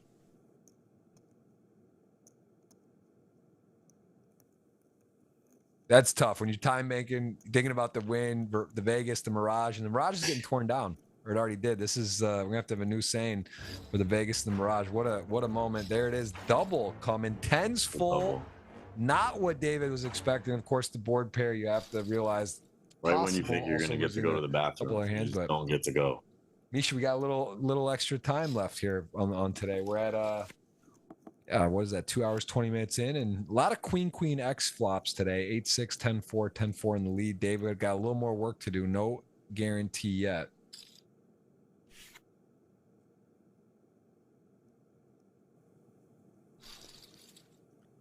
No guarantees yet. Sevens, queen nine, fair fight. Both qualify above the computer hand. Queen seven off, and seven's going to pop it up. And queen nine, look at how fast he calls. David's just like, listen, I get it, but position's powerful. He flops the gutter with the gets called. And I mean, honestly, NN28, kind of a little bit tricky. He's bet, what's that, 120? Wow, 120. Wow, gives him quite the price to punish here. 9, queen or jack, jack for the nuts. And it's not. So let's see what his sevens do. So much in the middle. Would take the chip lead if he can get it done. And I mean, really just, queen nine. Gonna miss and get a great, attractive turn card price. But now it's pretty solid though. I mean, I don't like the 120 on the turn, but just fire. You know, with sevens. Not easy to play against.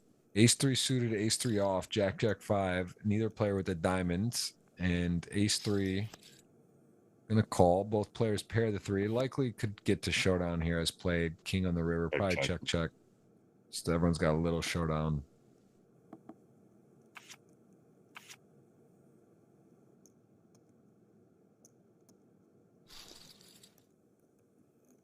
Pretty even. Deuce 7, worst hand in no limit. Texas Hold'em heads up or otherwise. And 8-10 off. I guess a little different, right? Deuce 7, full ring. Deuce 7 heads up. Rather have that than Deuce 3. But it is a bad hand. And this is the J4. Robbie been on the show. Haven't seen much of... we haven't really seen much. I guess female. I was thinking World Series of Poker. Kristen Bicknell got a lot of run, a lot of play, a lot of screen time. But there weren't. Fantastic. She's a crusher. She is tough. That hand got a lot of. The Queen King hand got a lot of chatter, but she played amazing, and she is tough as nails. And I don't know. You could argue again. That's what, like, in some respects, it's like, all right, why, you know, you're there. It's 2-hour levels. You take the, you know.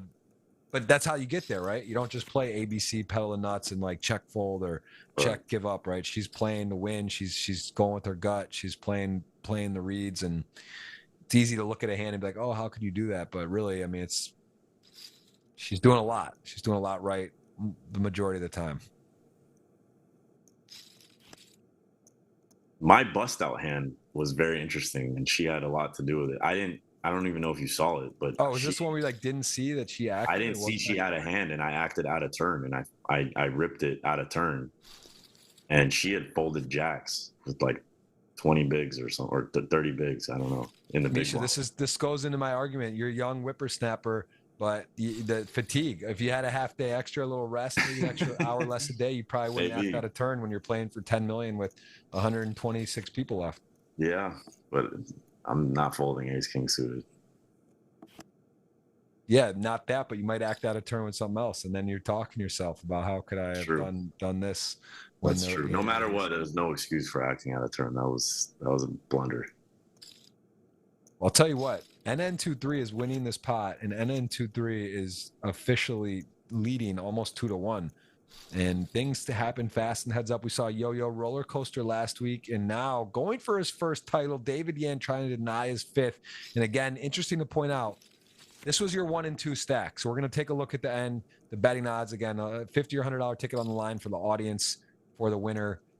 I announced the winner from Twitter on GGPoker side. That is that is AR Sergio Escobar. He picked David Yan first. He actually got the order. He got the final 3 correct. He got NN28 second, David Yan first, which doesn't matter, but he did get the final 3, and he is going to win the $100 ticket. Sergio, congrats if you are in the chat. I think you are. Oh, blinds just went up.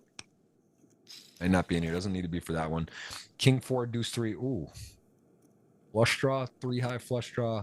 King 4. Now he's open-ended, but the 6 puts us straight on the board. They're still extremely deep right now. They're playing very deep.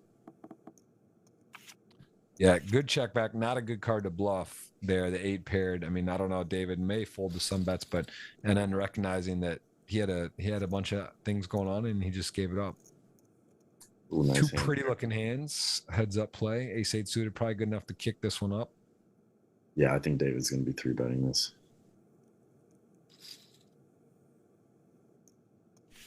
7-9 suited, based on NN's game, a little surprised he folded. It was a healthy raise, but he's been pretty sticky in position. Yeah, I think David went with a big sizing because of that.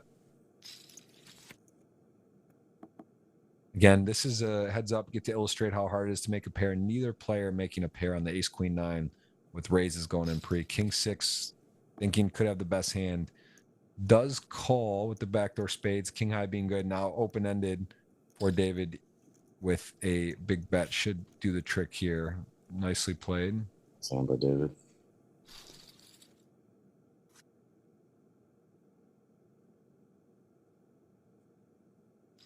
Battling for almost 70K. No Huge chops. match, no deals, and the glory of the title. Big board for 9-10 suited. Going to be winning this hand most of the time, as has the open-ended backdoor flush draw. Going to check raise here. Almost surely does. Threes can't withstand this pressure, I don't think. Does have the threes with the 3 of diamonds. Be pretty hero-y. You'd be hoping you're good. If there is a hero, it's NN. That would be quite the call. Nice hand, nice hand.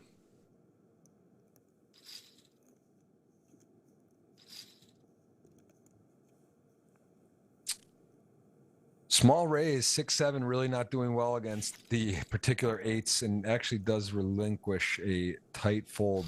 Well, I shouldn't say tight fold, but a disciplined fold. With a hand such as that, you happen to be against a pair, you're just toast.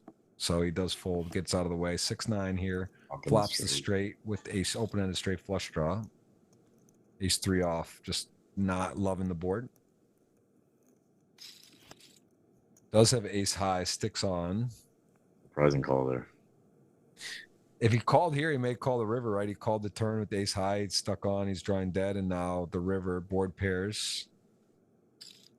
But David gonna bet big, and I mean, it's a big bet. The fact is, it shows if he had bet like pot or less, probably would have called for sure. He's still thinking about it. Yeah, 9x miss, clubs miss, jack queen miss, bunch of bluffs, but a big ask from David. They're about even.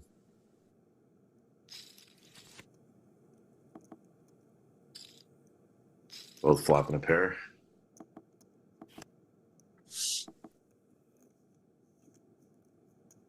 David's going to go for a little value here.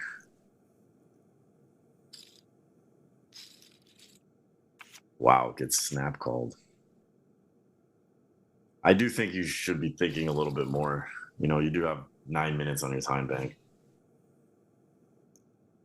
What time is it in Australia, in UAE? Maybe it's a little late. It's people trying to bed. And then actually, I think, to be correct, I think Macedonia is the country that David's playing from. I mean, originally they played Australia, same as the Damo, countries that aren't favorable. So they live in other areas similar to the U.S. where a lot of people live in Canada and Mexico. So I believe I don't know if that is an Australian flag though. He's repping Macedonia, I believe. So it looks like an Australian flag, but I think it is.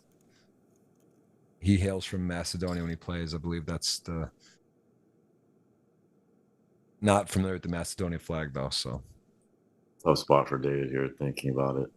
Yeah, he's got the club, he's got the deuce, blah, he's gonna pay it off. And these guys are flip-flopping. We have got a battle here today. Literally hand by hand, they're flip-flopping. Keyword today, GGWSOP, big again. Mentioned again, if you are fired up, hit that heart, the thumbs up, the subscribe. If GGWSOP combined officially are one, that is quite the match, the long time coming. I'm excited. Wow. I'm like I said, man, 2 little kids playing a little less poker these days, but that got me hyped up. I just I want to just stream and play bracelets right now. I just know there's going to be a lot of exciting stuff happening. Also, technology last year in the Bahamas with being able to use crypto, buy in, you can register on the way down, scratch off your seat, go directly to the table, like crazy technology. Wow. What? Oh, wow. 10 bluffs. I did not expect that. That's the championship. And like that, wow. You just blink just and it's like over with the hand, the perfect hand, the bluff, the perfect call. Your winner, NN28 UAE. First time playing first-time winner. That is the dream, and he takes down the legend David Yan, who doesn't get his fifth title and denies the greatness to extend. And this is a historic moment, Misha. I appreciate you coming on today, man. So many interesting hands, so much excitement. Started fast, four-handed. We saw a battle. Tell me what stood out for you. What was the most exciting hand today? I mean, that last hand, we didn't even get a chance to really go over it. That was nuts. That was crazy. David kind of floats the flop. Obviously can't fold on the turn open-ended, and then the river check, goes check and rip. Wow, that's wild. So that was your guy. You won a dinner, not the whole fam. Take Jish, that's okay. And the audience gets a $50 ticket. It's going to be Kiro's van. I'm going to type it in right now. Congrats. That is a $50 ticket. I'm going to adjust that. And you can take a look at the overall. There he is. NN28 gets the top prize, wins that 69K heads up match. He was 7.2 to 1 to win. David Yan, he was the favorite. He battled. He didn't get it done. And you can see at the odds what it was to start and what would have happened. So again, a little bit of a nice price. You took the second place. You get that 7.2 to 1 payout. And man, Misha, we had a quite a day. You broke your commentary cherry, I believe, today, and we hope to have you on in the future. And any closing thoughts?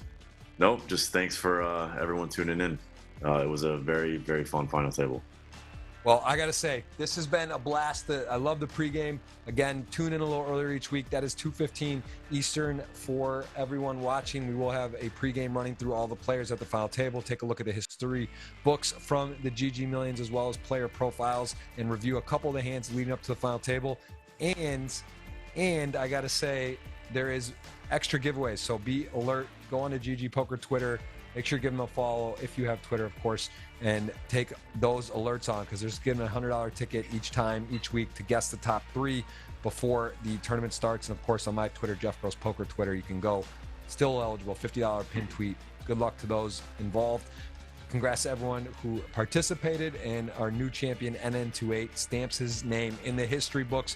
We will see you same time, same place next week on the GG Millions. Be there for the pregame show. We'll have a great guest, great lineup, great prizes. We'll see you there. See you later, Jeff. Bye, everybody.